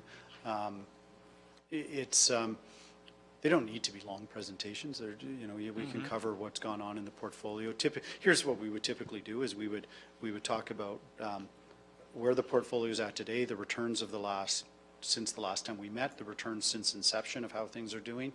Go over a couple specific trades as examples as to showing this is what we're thinking, and so this is how we've shown that in the last few years. And then probably the most important thing, though, is then what we see the market as today and where we see it going over the next 6 months to 12 months. And to me, that's well worth it every 3 months to have that discussion. I agree. So you mentioned you would have to help the right policies. Yeah. So how involved would you become? So if we're buying a 10-year bond and we have some money set aside here, are you going to become that involved, or is the county staff going to say in 10 years we need so much money, or are you going to kind of go through our financials and see what we need for cash flows and stuff? Typically what we would do is sit down with Brian, go through what are the cash flows over the next little bit. One's where you're going to have very specific capital cost projects that are significant relative to your balance sheet. And that doesn't necessarily mean that you want to match up the maturities on every single one of them, but there are some that you're going to take more comfort in having the maturities matched up with when that expense is due. And so the first thing, that's the first thing we want to address is which ones do we actually need to have a maturity matching the actual capital cost. And again, as you know with this, some of those capital costs don't happen exactly that day, but you need to know approximately when that's coming. Once we've got that dealt with, then we go with the broader Municipal Government Act and determine, you as a council, how comfortable are you at with the parameters of that act? Is there any further constraints you want to put in? And here's some of the constraints some groups look at, is they decide, okay, the Municipal Government Act will let us do AAA, AA, single A, and triple B bonds. They're all investment grade. We don't want triple B, though. That's fine, and there's lots of municipalities that do that. Some are fine with it, though. Some look at it and say, okay, we can have federal government, provincial, municipal, and corporates. But in corporates, we don't want anything in the pipeline sector, or we don't want anything other than a bank. And again, so we'll put those constraints in. The Municipal Government Act allows for it, but that doesn't mean you have to allow for it. And so that's a conversation that we'd have with you to determine where is your comfort level on that. Now, the goal would be to try to get something in place that we're not changing the investment policy statement every year, that it is something that gives us the parameters to work around. We spend time talking about, okay, well, why would you want something outside of the banks, or why would you want triple B exposure? It doesn't mean we're going to put the portfolio to 100%. In fact, we can put that as a constraint. Yes, we'll allow triple B, but only up to 10% of the portfolio. yes, we'll allow corporate bonds, but only up to 10%. We're fine with banks, but maximum 5% in any individual bank. Things like that where we'll put specific constraints. We have, as you can imagine, we do this every day, so we have lots of ideas as far as, okay, here's what is going on out there, here are the reasons to put these kind of constraints in. If you were putting this constraint in, this is what we're giving up by doing it. And we'll get very involved in that. That's a pretty robust discussion, and something that is a real part of the value process, because that's where we're taking our knowledge of the markets, our knowledge of the current situation, the histories of the markets, and saying, this is why you would or would not want exposure on this.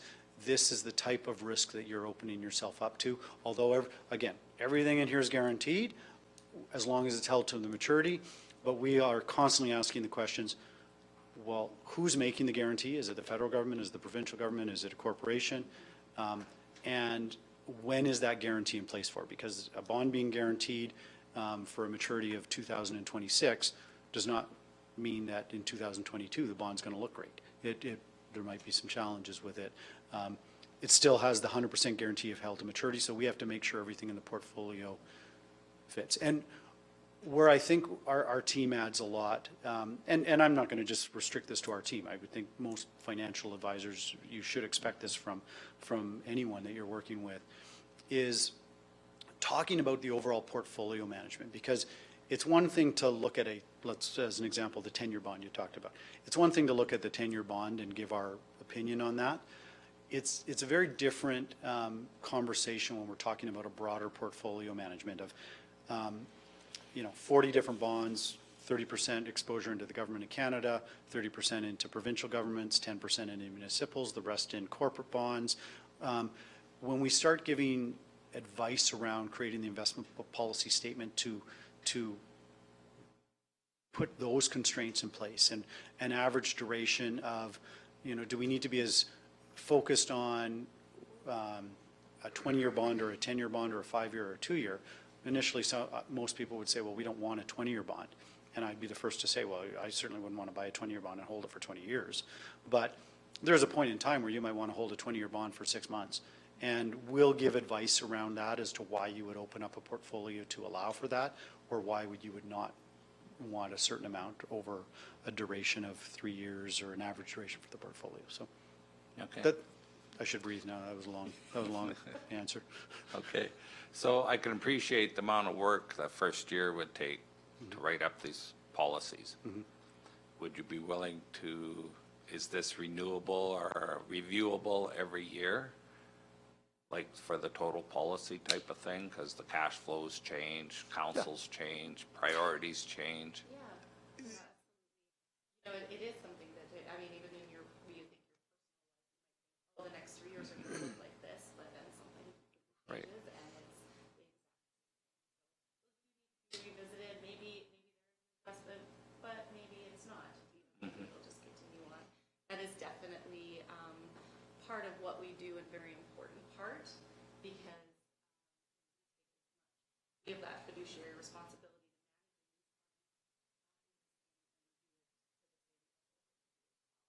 So for us to know the cash flows, the situation.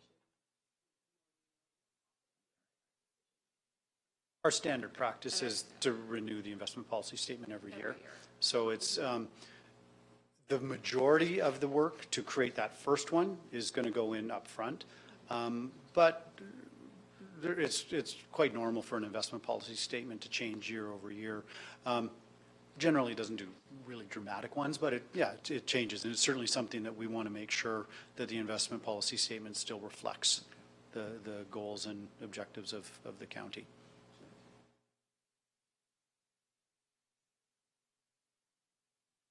You're eyeing me up. Do you got a question? He does that. You got the perfect spot there, eh? I can feel it. So I got one more, but it's kind of unrelated, but it is. The county, we're part of a corporation. Wheatland Regional Corporation. They're predominantly into producing water. The county invested $3 million roughly maybe 4 or 5, whatever it is, I haven't heard the final number. Just put it in, and that was the municipal share of all the municipalities, and the province and the feds put in the rest of it, which was probably that 93 to 5% of the total bill, which was a good deal for us. So to protect that money, there was another municipality that put assets in at cost but not at market value, and we were able to provide them with some preferred shares. So if the company goes down, of course they get paid first. County doesn't have anything in place because we're worried about our investment policy not allowing us to have preferred shares in a corporation. And for me, I got to see this. I really want these preferred shares issued and protect the county's money.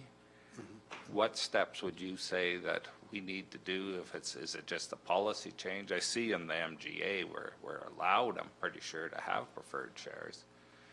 But what do we do to make it easy for the county to get their head wrapped around that we can have these preferred shares? So with the preferred shares, I'm going to think that that is,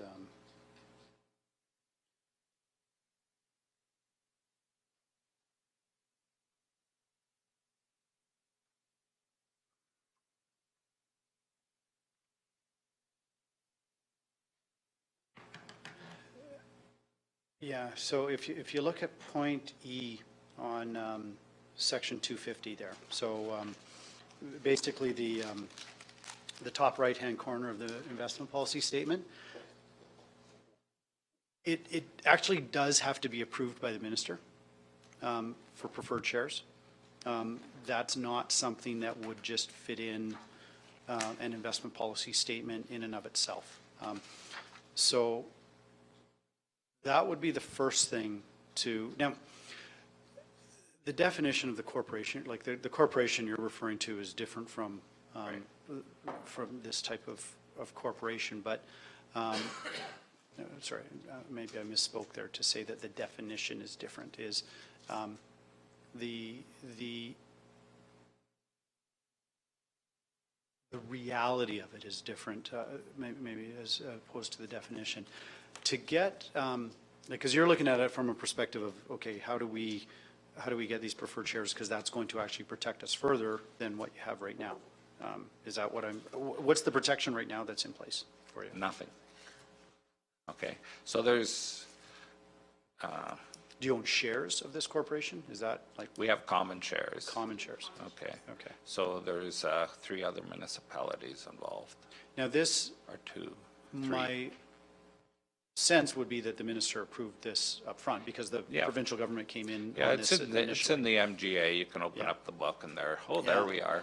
So Wheatland. from that perspective, my thought would be that you're going down a path that actually just gives you more protection as opposed to, the minister's already approved of this. You're looking to get further protection by getting these reclassified into preferred shares as opposed to the common. No, we would just keep the common shares. When we were forming the corporation, preferred shares were talked about, and I'm pretty sure if I got my hands on that conversation, I could see that. The minister, after a couple of years.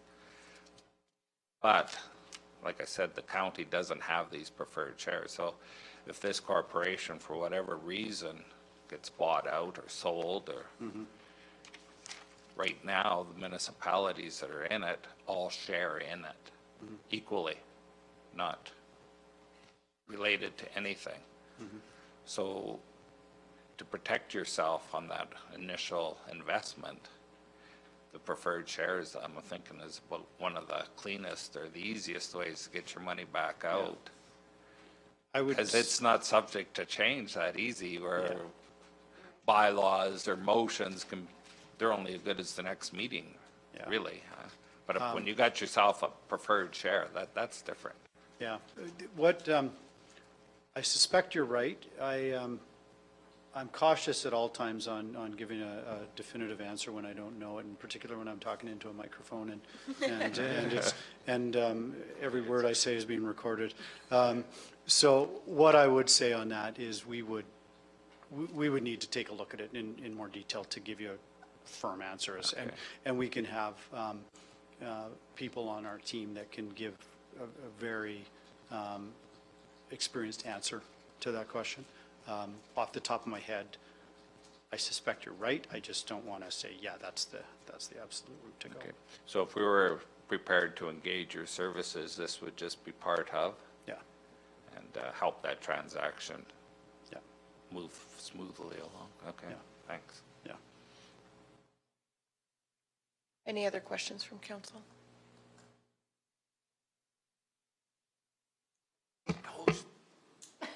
Leave it on.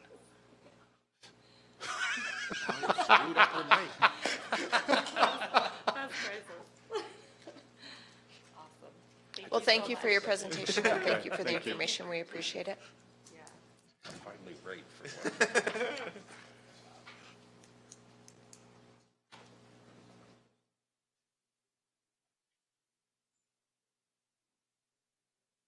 We'll move to the Deputy Reeve's report, and Deputy Reeve Custer's indicated he has a verbal report.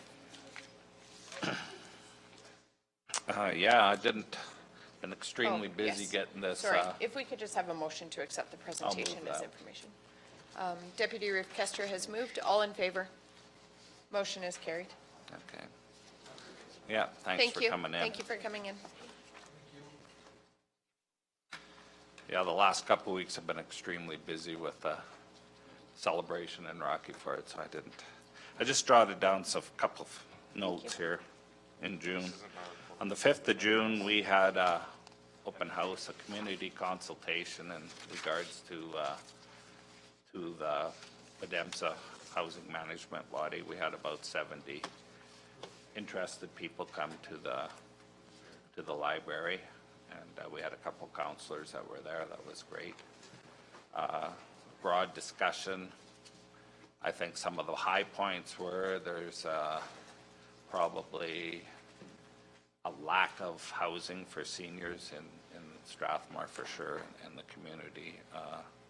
They're having to rent houses that don't meet their needs, like 2- and 3-bedroom houses when they need maybe a studio or something. So that's a drain on them. There seemed to be, the next one, they wanted to have a facility where they could get some care and be able to spend, they don't want to see themselves move into different facilities over their lifetime. So that was important to them. One lady didn't want to move towns. Yeah, maybe. And then, subject to that, we had a teleconference with them at the next meeting with Gary Gordon, who we've gotten to do this. And we picked a couple business case scenarios, and I believe on the 10th, he's going to come and we're going to have a short meeting with him, I believe on the 10th, and try and pin that down. He was trying to hit for the June 30th deadline, but he just hasn't got it done. So we'll see how that goes. On the 10th, I attend a recess meeting. That's an original planning group, and it started out as business owners in Rosebud, predominantly bread and breakfast, and they created a society, and they pay yearly dues, and they have AGMs and all that, and it's been going for, I'd have to say 20 years maybe, or more, or longer. And they have using the recess now as a spokes for their hamlet. And they're having issues. They want to put a flower pot down in town, and they have to get permission from the county and put it on the sidewalk and whatnot. And they been trying to get this done, but through the process, personnel changes, their thing gets dropped off. So I asked them just to come straight to talk to Brian and talk to Matt and see if they can get that done. I didn't see any problem with that. And one other highlight, we had Wheatland Regional Corporation meeting on the And I think a significant part of that was Wheatland Regional is going to pay us for our utility costs for water distribution in Galicia. We've been paying them costs, and they're going to pay that retroactive to January 1st moving forward. Just to put us more on an equal footing as what's really happening in that corporation. We're picking away with the help of Scott and Tom, but I'm thinking we're getting there. It seems like every time we have a meeting, we find something else out, but that's okay. I'm happy we're making progress anyway. And that's all I had time to write down on my sheet. So if there's any questions, I'll move my report. Any questions? All in favor? Opposed? Motion is carried. I see our 11 o'clock appointment is ready. Would you prefer we start now, or would you rather wait till 11 o'clock? You're welcome to join us. Now, I did have an indication that there may be a chance that you would want part of your presentation in camera. Yes, however you guys want to deal with that. Would you prefer to do the public portion first or the in-camera portion first? Whatever. Okay, let's do the public portion first, and then we'll move in camera. Welcome. If you could just state your name, and if you can push that button and see if the red light will come on your microphone, the large bottom one. There you go. All right. Didn't shock me. We're good. Perfect. So my name is Sergeant Jay Salmon. I'm here from the Strathmore Detachment, obviously. And I guess just a quick update. Sergeant Delerond isn't able to be here today and will likely be leaving the detachment before we're able to get back again. So what I have, and I think it's being handed out to you right now, is just a summary of the stats that I was able to do for the detachment just for Wheatland County. This is a time frame of March 2018 to May 2018 versus March 2019 to May 2019. So a quarter of the year, year over year, if that makes sense. So I'll just run through those really quick, and then if there's any questions, feel free to interrupt and we'll go from there. So in Wheatland County, we saw an increase in traffic collisions from 40 in 2018 to 43 in 2019. Our provincial statutes, so those are tickets, increased from 583 in 2018 to 881 in 2019. So that's a total increase of 298, and specifically speeding charges were the significant driver there. Criminal code related to traffic offenses, there was 1 in 2018 and 2 in 2019. Impaired driving, we saw 14 in 2019 versus 9 in 2018. Dangerous operation of a motor vehicle, that's the criminal version of that offense, is 5 in 2018, 3 in 2019. Traffic warnings, yes, warnings were actually issued. 68 in 2019 versus 17 in 2018. So provincial statutes excluding traffic, so these are your Liquor Acts, 911 Acts, the Coroner Act, et cetera, Mental Health Act. These were 46 in 2018, 27 in 2019. So unfortunately, we did have a homicide investigation. We had 1 in 2019 and 0 in 2018. Assaults, we went from 14 in 2018 to 9 in 2019. Sexual assaults, we had 2 in 2018 and 0 in 2019. Threats, robbery, and extortions, we had 7 in 2018, 0 in 2019. And those are primarily threat complaints. I don't want people thinking that we had a whole rash of robberies or anything like that. Primarily threats. Firearms Act, we had 5 in 2018 and 1 in 2019. The Controlled Drugs and Substances Act, we had 3 investigations in 2018 and 0 in 2019. And then there's the other offensive weapons, so those are your carry concealed weapons, carry prohibited weapons, those kind of things. 2 in 2018, 2 in 2019. And then the other criminal code, so the fail to comply, fail to appear, causing disturbance, etc. We had 11 in 2018, 9 in 2019. And then we get into property crime. So theft under, we had 19 in 2018 and 10 in 2019. Theft over, we had 12 in 2018 and 8 in 2019. And possession of stolen property, we had 12 in 2018 and 10 in 2019. Mischiefs, we went from 12 in 2018 to 10 in 2019. Frauds, we had 9 in 2018 and 3 in 2019. Break and enters, we had 5 in 2018 and 3 in 2019. So common police activities, so this would be your abandoned vehicles, suspicious persons, animal calls, false alarms. We had 102 in 2018 and 82 in 2019.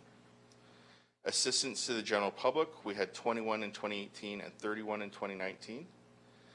Our victim services, we had 10 accepted in 2018 and 6 in 2019. We had 18 declined in 2018 versus 22 in 2019. And we did 4 proactive referrals in 2018 versus 3 in 2019. So overall, our investigations and calls for services, we went from 992 in 2018 to 1,268 in 2019. So an increase in investigations and calls for service. However, most of the major stats are actually down. And again, this is just a snapshot of quarter versus quarter. It's just a bit of a picture into what's happening. So that's what I have for stats. Are there questions, comments? Nope, I No. think that's it. We appreciate the information. Excellent. No.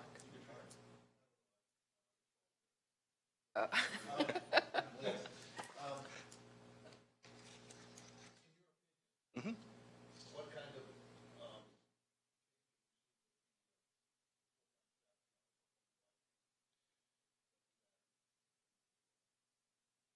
The biggest difference is we're able to chase the guys out of the office. So the constables are bombarded with paperwork.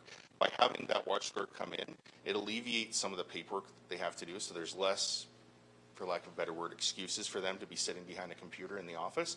They're out on the road, whether they're patrolling, interacting with people, going to community events. There's just more time for them to do all that kind of stuff, which then we see that's likely why stats for like tickets and whatnot are going up, but all of our other stats are coming down. So all of our criminal investigations and that kind of stuff predominantly will come down as they're on the road more with more visibility and more interaction, is my opinion.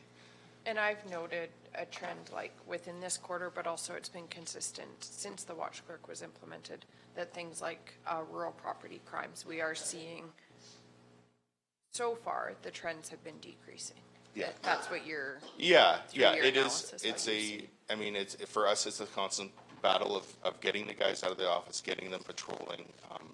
You know, it's a bit of a culture change inside the organization, to really, that they can do all this from the road. They've implemented some other helps for the members as well, like we have the pros data center, so they're able to actually call in some of the less complicated investigations and dictate to a voicemail essentially, and we have people that are then entering all that. So there's even less for them to do, so it increases their time on the road. So the watch clerks are awesome for getting the guys on the road, but they're also working on increasing some other avenues to lessen the paperwork bog that we get stuck in sometimes.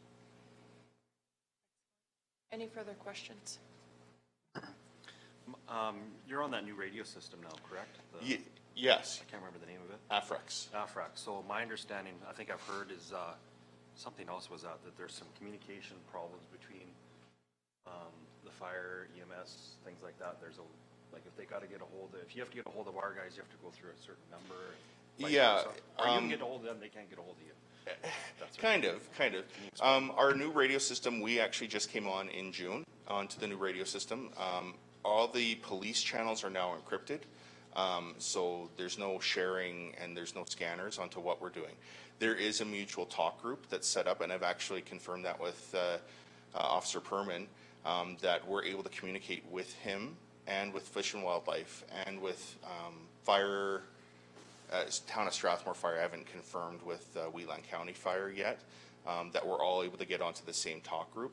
The problem being, we don't scan that group and they don't scan that group. So to get there, we kind of have to either text each other or call each other and say, hey, get over to this channel, and then we can get onto that and communicate. And pretty much province-wide, we can communicate. So if we're deployed to the bowels of Rocky View County, we can still talk to the guys in Gleason or wherever in this area. And so far, it's been amazing. The switchover radio coverage is so much better. I can't even describe it. Like, even this morning, communicating with Calgary Police Service for a stolen vehicle that their helicopter was following out into our area, it was seamless, switching back and forth, whereas before it was chaotic, to say the least. So, Thank you.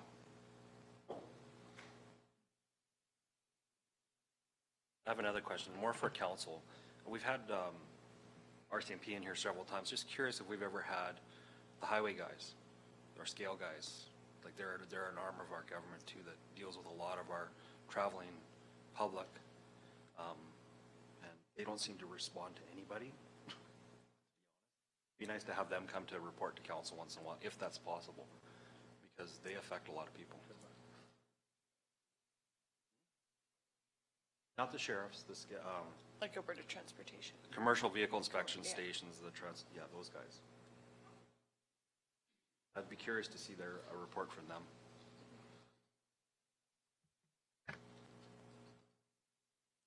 Our counselors who have been here longer, have you ever heard from them? Not in your If you memory? want to see them, that's fine. Yeah.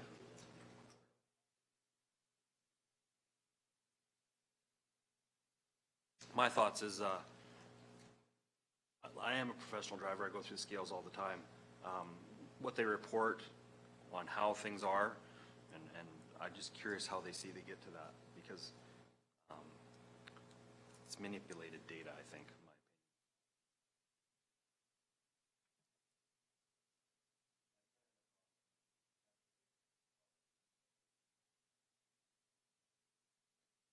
Does council collectively have a wish for administration to look into that?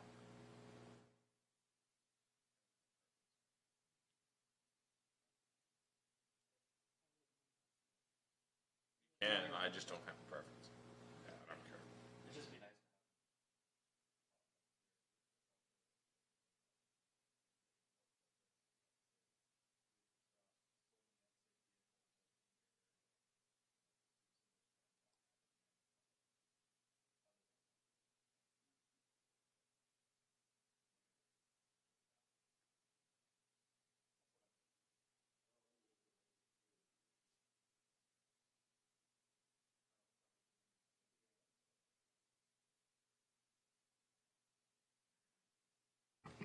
If council wishes, we can look into it, reach out to the appropriate party. Okay. Do you want to make a motion directing? It's good for a motion so we can kind of keep track and just make sure things aren't lost. I'd like to make a motion to direct administration to look into having, I don't remember, what's the actual name of the department? commercial vehicle enforcement. Commercial vehicle enforcement have a report to council. Any And that questions could be or in just an discussion? email would be fine, and stats and things like that. Any questions or discussion? All in favor? Motion is carried. Are there any further questions for Sergeant Salmon? If not, could we have a motion to move in camera, please? Councillor Wilson has moved. All in favor? Motion is carried. We're in camera now. some discussion in camera regarding if we have ratepayers who are making calls to police and not having responsiveness. Can you just reiterate what the best process for those ratepayers would be? Yeah, absolutely. We need to know if there's a complaint that's been called in or lodged, and there isn't a response by one of the constables or attending members, whoever takes that file. We actually need to know that because as a supervisor, part of my job is to make sure that we're providing satisfactory servants to our clients, which are the ratepayers of Wheatland County. So we need to address that with the constable and their supervisor to ensure that that doesn't happen again. So I would encourage anyone that doesn't get a visit or a phone call or some kind of contact back from the investigator when they file a complaint, that they need to give us a call at detachment, and whether they want to work their way up through the command chain, so that would be the corporal and then the sergeant and the staff sergeant, or they want to call directly to this sergeant or the staff sergeant, they can do that, and we can address that. I'd rather address it at a lower level before it becomes a major event than wait until things have spiraled out of control. Sounds good.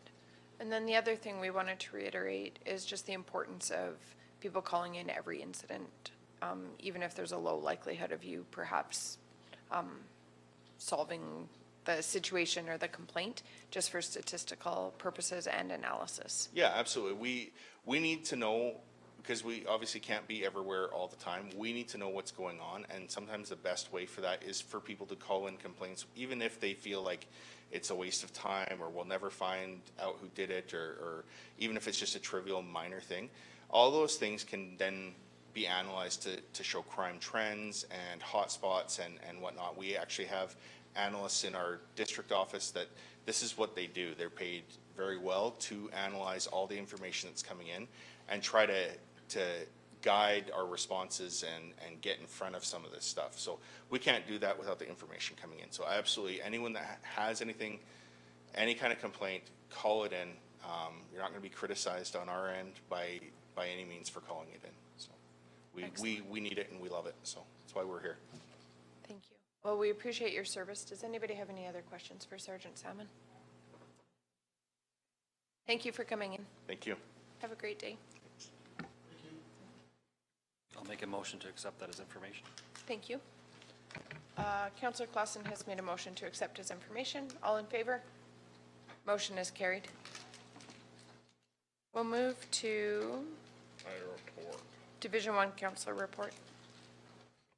So I too had a very busy month outside of council, so I will be doing a verbal report. I actually missed a number of meetings due to the time of year, but I was able to go to the economic development meeting for Donna on the 13th. 13th? No, I think it was the 19th. 17th. 17th. And then I had a handy bus meeting on the 24th as well. Just discussed some casino stuff for the handy bus. It was the main purpose of the meeting. As our casino is the 22nd and 3rd of September, so we're getting ready for that. And I too was at the open house for the lodge, the proposed build. Very interesting. There was a few topics that interesting. Rural transportation. That was a good one. She didn't quite understand. But other than that, I don't have anything to. I too would like to congratulate Brian for being intern. And I will move my report as presented, as it was very short. Any questions for Councillor Wilson?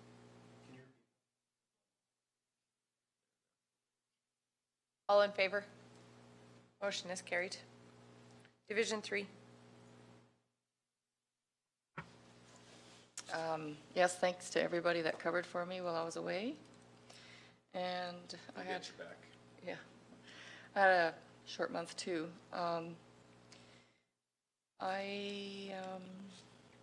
Let's see here.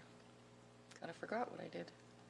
Oh, the Entrepreneur Series, the social enterprise held at the Bow Valley College was good. They had presenters from a lawyer and presenter from accountant, just trying to promote entrepreneurship in, and to help people get started and guiding their way. Very good programs out there. And also Chamber of Commerce. Chamber of Commerce has gone through some, it's got a really good board right now. It's gone through some changes. It is quite low in funds, so we are actually looking at casino options too. So just to let you know. And I'll move my report as presented. Any questions for Councillor Bicker? When's your next holiday? All in favor? When's yours? Motion carried. Division 4. We love you, John.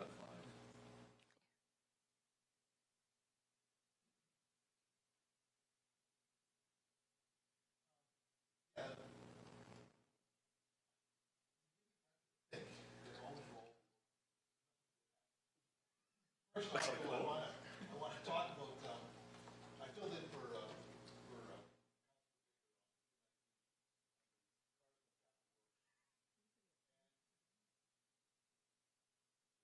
nothing but great confidence in the company.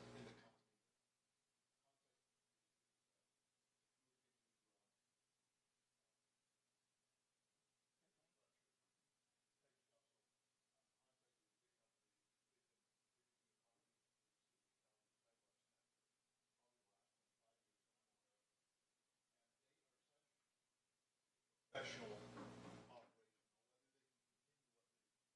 sold, but just the fact that, I mean,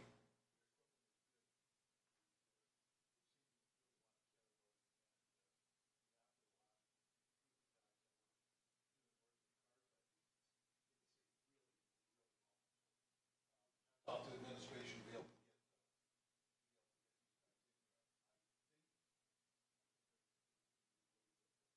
now, I'm going to give you a handout, because I have, like I said, I've got,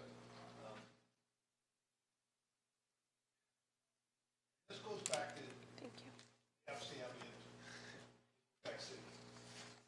This has got nothing to do, we've never, ever argued ever, so this is, It's fun sometimes. You lose, but it's fun. I'm looking for council support in pushing this forward to the RMA. And the reason is, I forget what we had. We had like 300 and some odd delegates in the, from Alberta in Quebec City. And they're by far and away the most amount of delegates of any province. I think 369. 369. And having said that, I don't see that, I understand, and I'm not talking about eliminating, not being a member of FCM and all that kind of stuff, but I would like to see is if we can just a year or two of not spending our hard-earned money to go to these conferences and just see if that makes a difference. Because what I saw there was abysmal at best for what rural Canada is represented there. And I don't know, we can sit down there, we can keep doing this, and Barry Morishita is going to tell us that it's, you got to be there and all that kind of stuff. I'm not saying that we do not, I still pay our membership to the FCM, but do we need to spend, if we do not send 369 delegates, they've got to notice that we're not there. Like I said, none of the issues that affect Western Canada, the very best that came out of it was Darren Hill, who is now the third vice president, and he actually mentioned pipelines and that was part of his speech as the elephant in the room that no one would, and that was it. I mean, so all I'm looking for is support. If council thinks that it's a good idea, whether or not they'll support and Me put it first. forward. So, anyways, that's it. So I'm not sure. What are the conversations?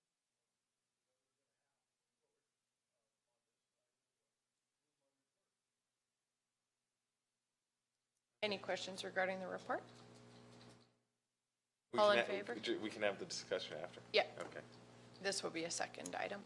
All in favor of accepting the report as information? Motion carried. And there is a resolution before us.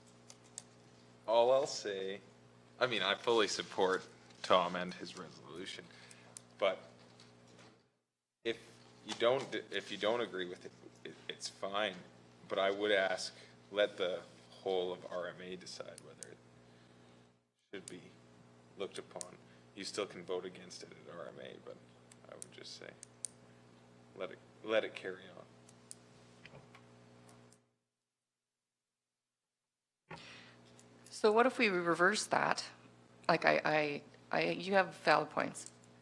But why can't we talk to FCM and say, these are the subjects that have to be brought up, that we want at the FCM, and have the RMA collectively tell FCM this is the issues that we want, instead of going the opposite and doing the boycotting. Just telling them this is what we want. We are part of this. This is what Alberta is demanding. I honestly believe that Al, Barry are doing that. But as a group.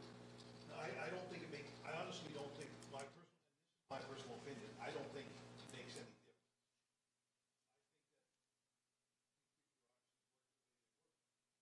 I mean, like I said, they mentioned Medicine Hat, and that was exactly it. It was everybody, it was, oh, but they knew why Medicine Hat wasn't, Medicine Hat didn't say anything. Why Medicine Hat wasn't there.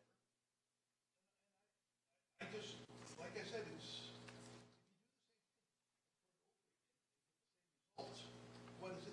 This is just something different, and I'm willing to, if I can get this support, I'm willing to push this to the whole, to the RMA.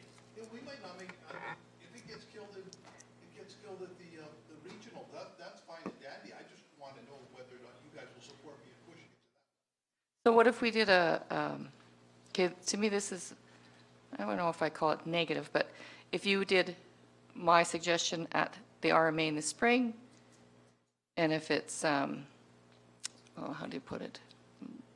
Then go the other way after? Like, I think. yeah, I don't know. I just wondering if there's a better way around it. I understand what you're saying, but I may be here for 4 years. I may not be able to, so again, like, that's, is there a different way to do politics? I don't know.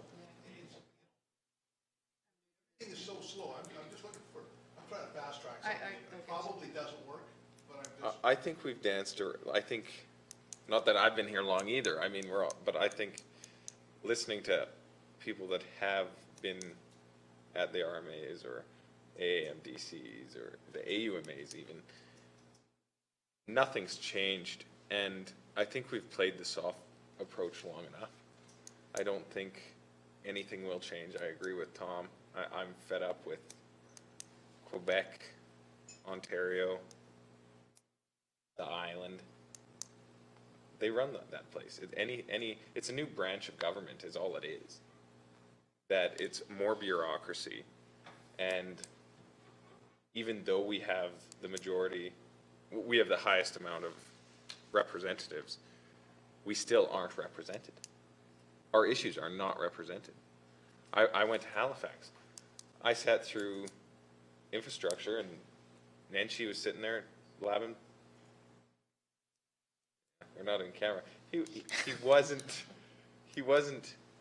very informative on the rural issues. And I do, Glenn and Ben have both said that it has grown. 10 years ago, there was nothing rural about FCM. But is it our rural, or is it, that's being shown now, is it our rural? Is it the 10,000 acre farms that, and their issues being represented? Or is it the dairy farms in Quebec and southern BC that's being respected? Like, Canada's a very vast country with different needs and different geographical problems. And I don't think this group, this organization, does a good enough job covering it. And they need a push, just like Canada needs a push. And this is where you start. So I fully support this, and just to get it to the next level and make that same argument. And I'm going to disagree. I'm going to partially agree with Donna. I think it's always better to go at things from a positive perspective. I like the idea of saying these are some of the key issues that we're dealing with in the West or in Alberta or in rural municipalities across Canada. Because I actually identified with, I met some fellows from a more rural area of Ontario, and we had breakfast together, and we did share common issues, and they also felt underrepresented there. FCM's challenge is when you look at trying to design a conference that is going to be applicable or relevant to municipal elected officials across Canada, the majority of us do represent urban areas or less rural areas than ours, and I completely agree with you on that respect. But they do have the challenge of making the conference relevant to all municipal elected officials. So we even see that within Alberta. We choose to be a part of RMA because primarily the rural municipalities deal with similar issues that differ for the most part from some of our urban counterparts. And yet there are similar issues that we deal with to our urban counterparts. I did attend, I believe, each element of the rural stream that they had designed. So I was at the Rural Town Hall Driving Tomorrow's Growth Workshop, which was primarily members of Parliament and parliamentary secretaries, as well as the Minister of the Rural Economic Development. And it was relevant. It was important information. That seat was created so that in federal politics, not rural municipalities, but rural economic development is a priority. So I'm not sure that I agree necessarily with how our current government is the entire mandate of that ministry, but the fact that it's been created and that the minister took the time to be there and address us and talk about some of her initiatives was really important for me. I also attended the rural plenary, which was building vibrant rural economies. They talked about in the age of online connectivity, rural Canada is becoming a more desirable place for business investment. With the right tools, rural leaders, that's us, can do even more to attract that investment and build prosperous, livable communities. They were talking about things like broadband and infrastructure, and the impact that broadband can have on infrastructure and social infrastructure. These are things that we're going to need to be dealing with, and that questions that we're asking right now, for example, about broadband. And I went to, I think, 3 sessions, everything from like smart cities, 5G stuff that isn't necessarily completely pertinent to us as a smaller rural municipality, but there is technology that we could implement in a rural municipality that could actually benefit rural municipalities even more so than urban municipalities because of the access, limitations to access that we have in terms of healthcare. Like when I think about my own family and the specialists that my kids need to see. I had a doctor last week take a photo of something on my daughter, use this virtual medical system that he's a part of, send it off to a specialist, have it come back, she had treatment the next day. That never happened before. So there are technologies that are being implemented and more opportunities for technology that I want our municipality to be on the cutting edge. I want our egg producers to have access to technology so that they can be, like when I hear some of our egg producers and the precision egg that they're doing, they require technology. If we're going to play a part in providing that, we need to be knowledgeable about it. So I went to FCM on a mission to learn about 5G, both the pros and the cons, and I asked some good questions. There's still a lot of unknowns around it, so I completely accept that. I went trying to figure out, is fiber broadband something we should be looking at or not? And there's definitely still differing opinions on that, and I don't have my mind made up on it. But when I look at who was represented at the rural plenary, out of the 4 speakers, 2 of them were from Alberta. We had Leanne Hackman-Carty, who's the CEO for Economic Developers Alberta, and Leanne McBean, the business development specialist from Sturgeon County. I actually saw a friend of mine up on the screen. I texted her. I said, like, you're in Sturgeon County's economic development presentation that they just gave at FCM. So we were represented there. 2 out of the 4 were in that plenary session. I also went to, I agree that the farm hub, that like, and I think that's part of my report, that that was not necessarily representative of Western agriculture. There was nothing in terms of grain, there was nothing in terms of our beef industry. It was all, yes, poultry, egg, dairy, like, which are elements of our agriculture. I think a lot of FCM, and I'm not saying this in an offensive way, but it is what you put into it. I went with a mission, like with questions that I wanted to answer, and I did bring back information that I will be applying in this municipality in the next 2.5 years. I also sat through sessions that were not, like that I didn't necessarily take something from, but I do that at RMA too. There's always sessions where you look at, you know, your 4 choices and it's like, okay, this is the most helpful but not necessarily critical information. I do think that we need to work to shape this, but keeping in mind that we are a small sector of municipally elected officials in Canada. So I don't agree with your motion. Through the chair, to follow up on what Amber has said, and I don't disagree with what your position and where you're coming from here. But go back a few years and see what it was back then. There was nothing there. Western Canada wasn't even part of FCM. It was there, but they've come a long way. They've got, as you said, they've got the biggest membership there now when they go to the floor, and that's being recognized.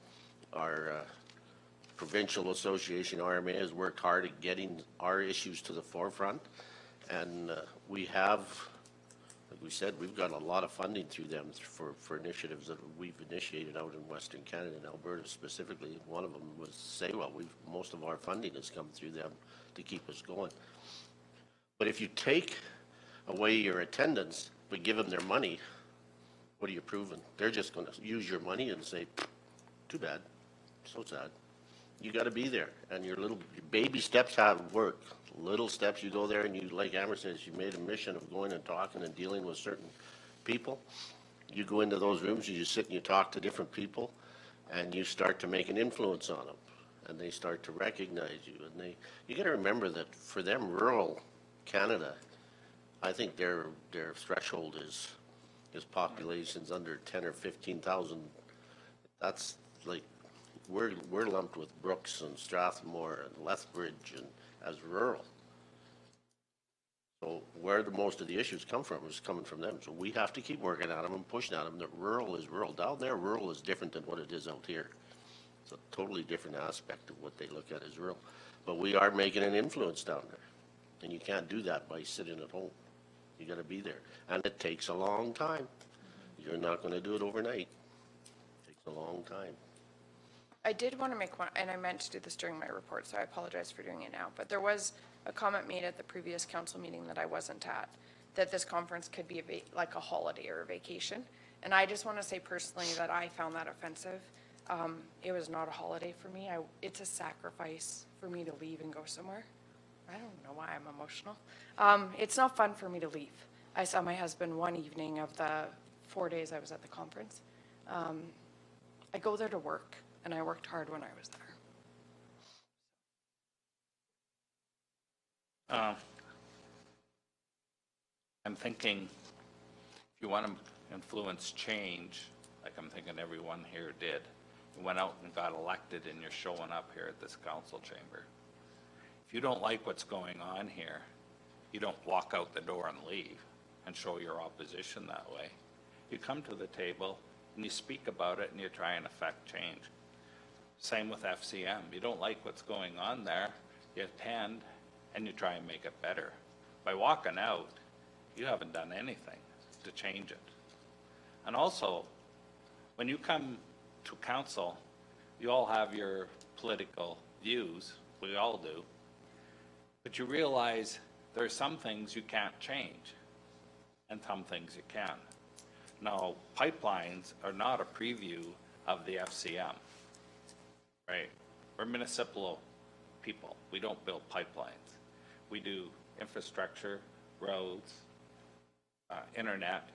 We're going through the same thing here in the county with the dark fiber internet that we have, the providers, and we got TELUS moving in. Now is the 5G going to be the savior of the world, or 6G, and leave dark fiber in the dirt?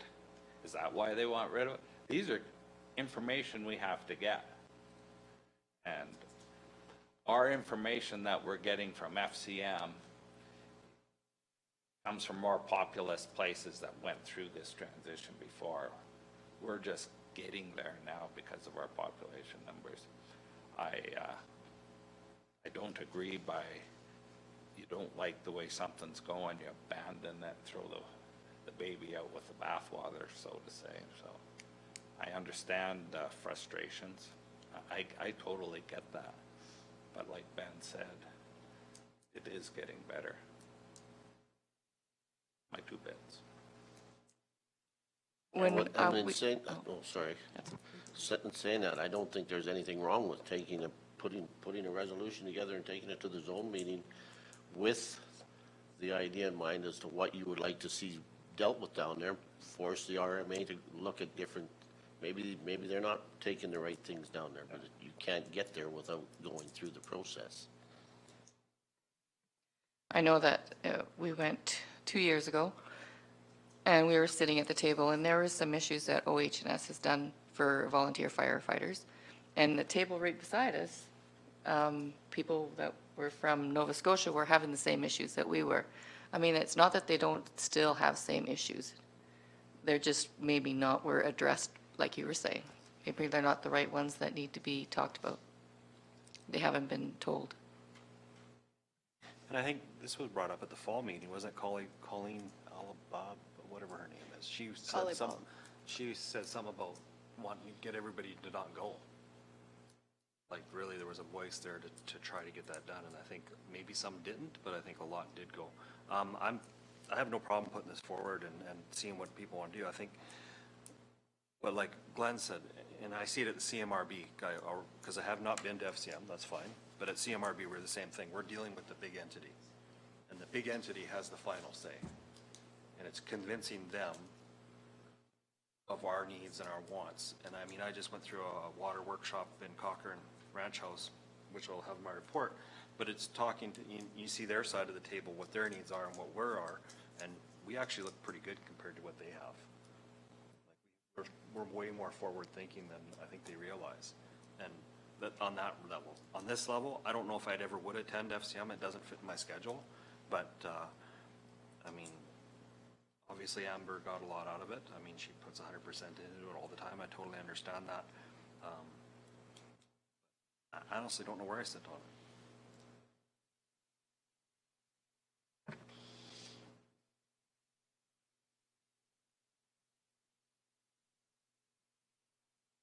So if you take this to RMA, how do you see it rolling out? What do you think is going to happen? What I would like to see is if we could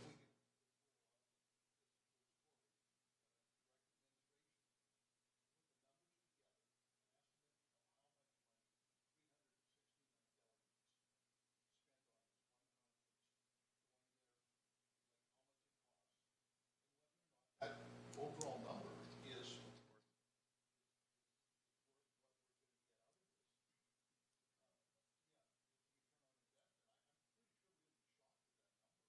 I don't have access to that, and I think you guys should have access to extrapolate the numbers from what we thought. I think you could take it further, because I did speak to representatives from other Western provinces that felt that there were certain biases in some of the information that we were presented that was biased. Trying to think of the most appropriate way to term it, that they were not, that our perspective as Western provinces were not necessarily represented. That's maybe a fair way to say it. So I think what I'm trying to say is it could be bigger than Alberta, because I talked to people from Saskatchewan and Manitoba that felt similarly, but then even there were people, so it's kind of complicated. It's partially a Western perspective, but then there was also rural people even from the east that felt underrepresented. But then the 369 from Alberta, you might talk to a lot of the urban municipalities that felt like many, many, many of the sessions applied to them as urban municipalities. So it's complicated, I think. Yeah. I just want, I all this over.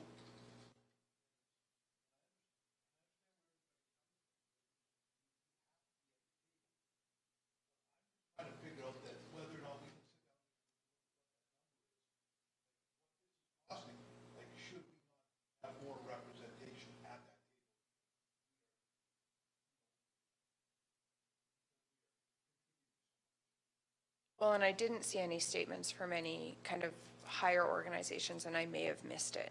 But like, for example, RMA or AUMA, writing a letter or something to FCM, like, to me, it was offensive to have that energy session at 7 a.m. on Sunday morning. That was offensive, when that is very much a federal issue. I think they made it a federal issue by having the representation of renewable energy. Like, I had no issue with them having renewable energy at the table, because that's part of the issue. We need to hear about that too. But to schedule that at the last minute at 7 a.m. on Sunday morning, when they knew full well, months in advance, that that is a major federal issue that we should be talking about there, that should be at a session where, like, how many people were in that room? 50 people, maybe 100? That should be in a session where the entire delegation can attend. Exactly. So I would, like, I'd rather see a letter going forward, something along the lines of like that was offensive, that did not allow for full participation, that it's clearly been identified as a federal issue, and things like that need to be highlighted at a time when it's appropriate. But I still would rather, and if it's council's wish to go the boycott route, I will support that. I just don't think that that's the most effective way to make this better. Honestly, don't know.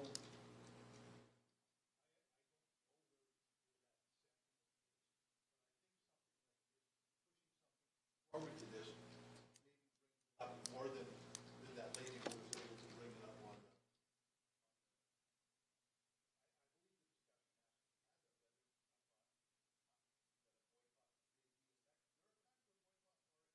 Absolutely. There are times boycotts do work for some. That's where I'm coming at. Awkward way of. I'll say one thing, I don't, like you said, I don't disagree with what you're trying to do, but we wouldn't even be having this conversation if we hadn't been a member for the last, and been going down there. We wouldn't even be having this conversation to even look at the change, to try and implement some of that change. So trying to make change, there's nothing wrong with it. But like Glenn said, you can't walk away from the table to do that. You've got to be there through that process. So maybe this letter could go through RMA, through that, a letter. I still maintain that we have to figure out whether or not we're the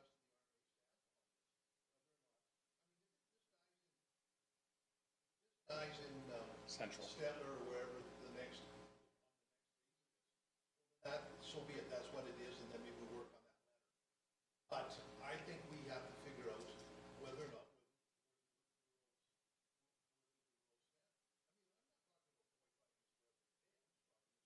Hey, consequences are if you guys ignore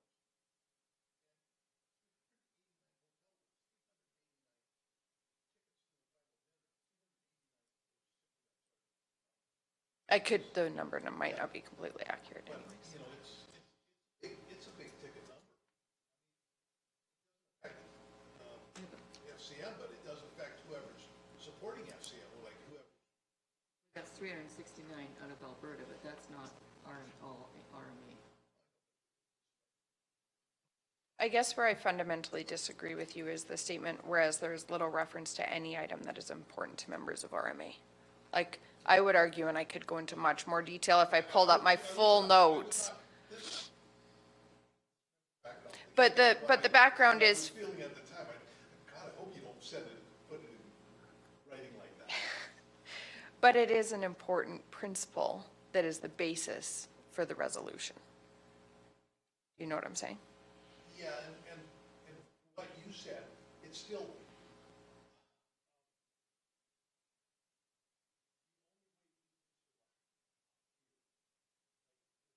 Drastically changing anything is we have to have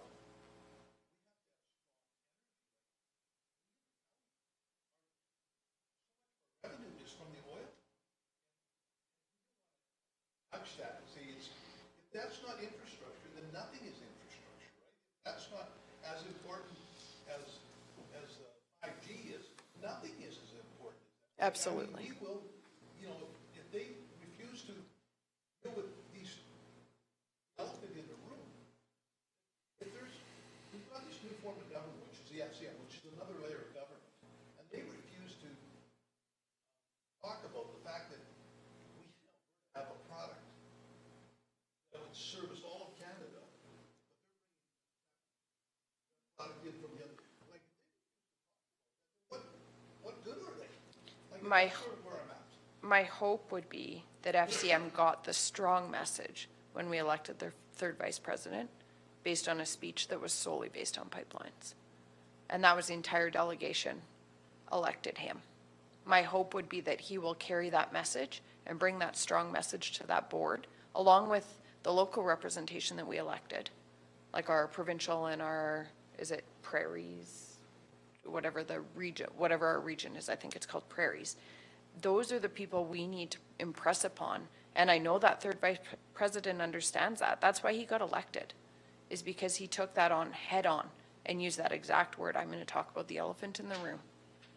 And that was basically his entire speech, was that this is what I'm going to take on. And FCM needs to address this. And that entire delegation, including hundreds and hundreds of people from the east, elected him. Push this forward, if we go forward with this, that will get out there that there is that the RMA is looking at a boycott because our deal with, like, I think this has to go forward. So could the letter not say, this is what Alberta's looking at, this is what rural Alberta wants? List it, say what we want, say what we think is important, and ask that it be involved, that FCM come to the table with these issues. And if not, a boycott would be, like, do it both ways. We just allow this to keep going and see how far it goes, and then maybe the fact that they were even looking at a boycott. I mean, I've come at it, what you're saying, and I'm just thinking that even if that the threat of a boycott out there, that if all of a sudden, if the RMA were to push this forward, and even if it gets on the agenda, that's going to go to the FCM. They're going to go, look, these guys are serious, right? I think you're better off to go back and revisit your resolution and change the wording in there so that you're directing the RMA to go down there with a stronger push to represent Alberta and Western Canada issues at the table and to get the discussion started. Because if you go there with this one saying that we no longer participate, it'll get lost and you've gained nothing. It's a negative resolution. You've got to make it a positive resolution because it has to go to your RMA board, and your RMA board probably wouldn't even accept it.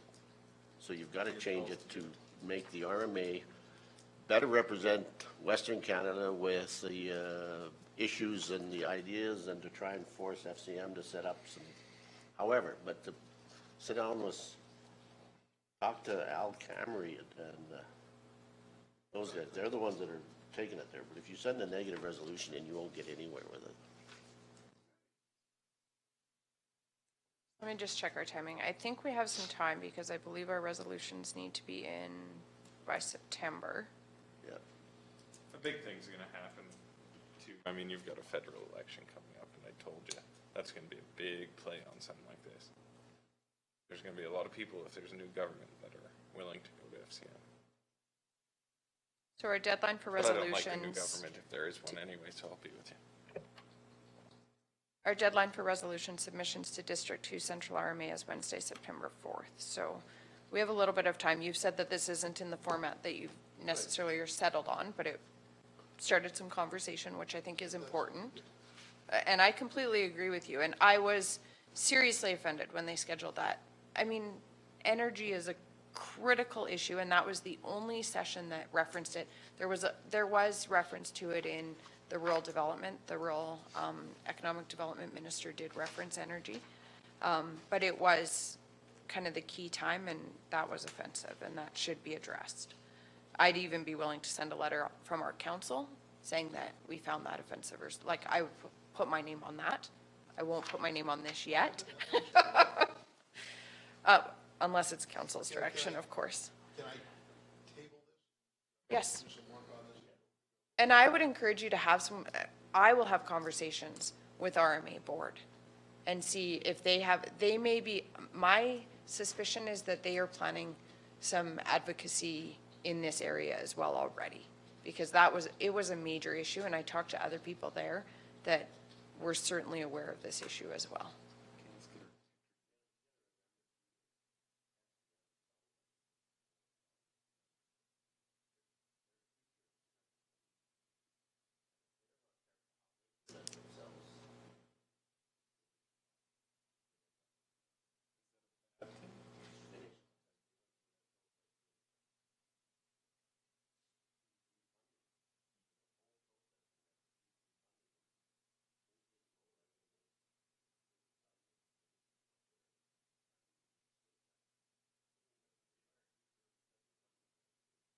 Yeah, and we have to show the federal government where we stand.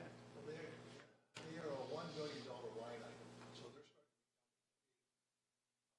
Look at the sandbox you're playing in.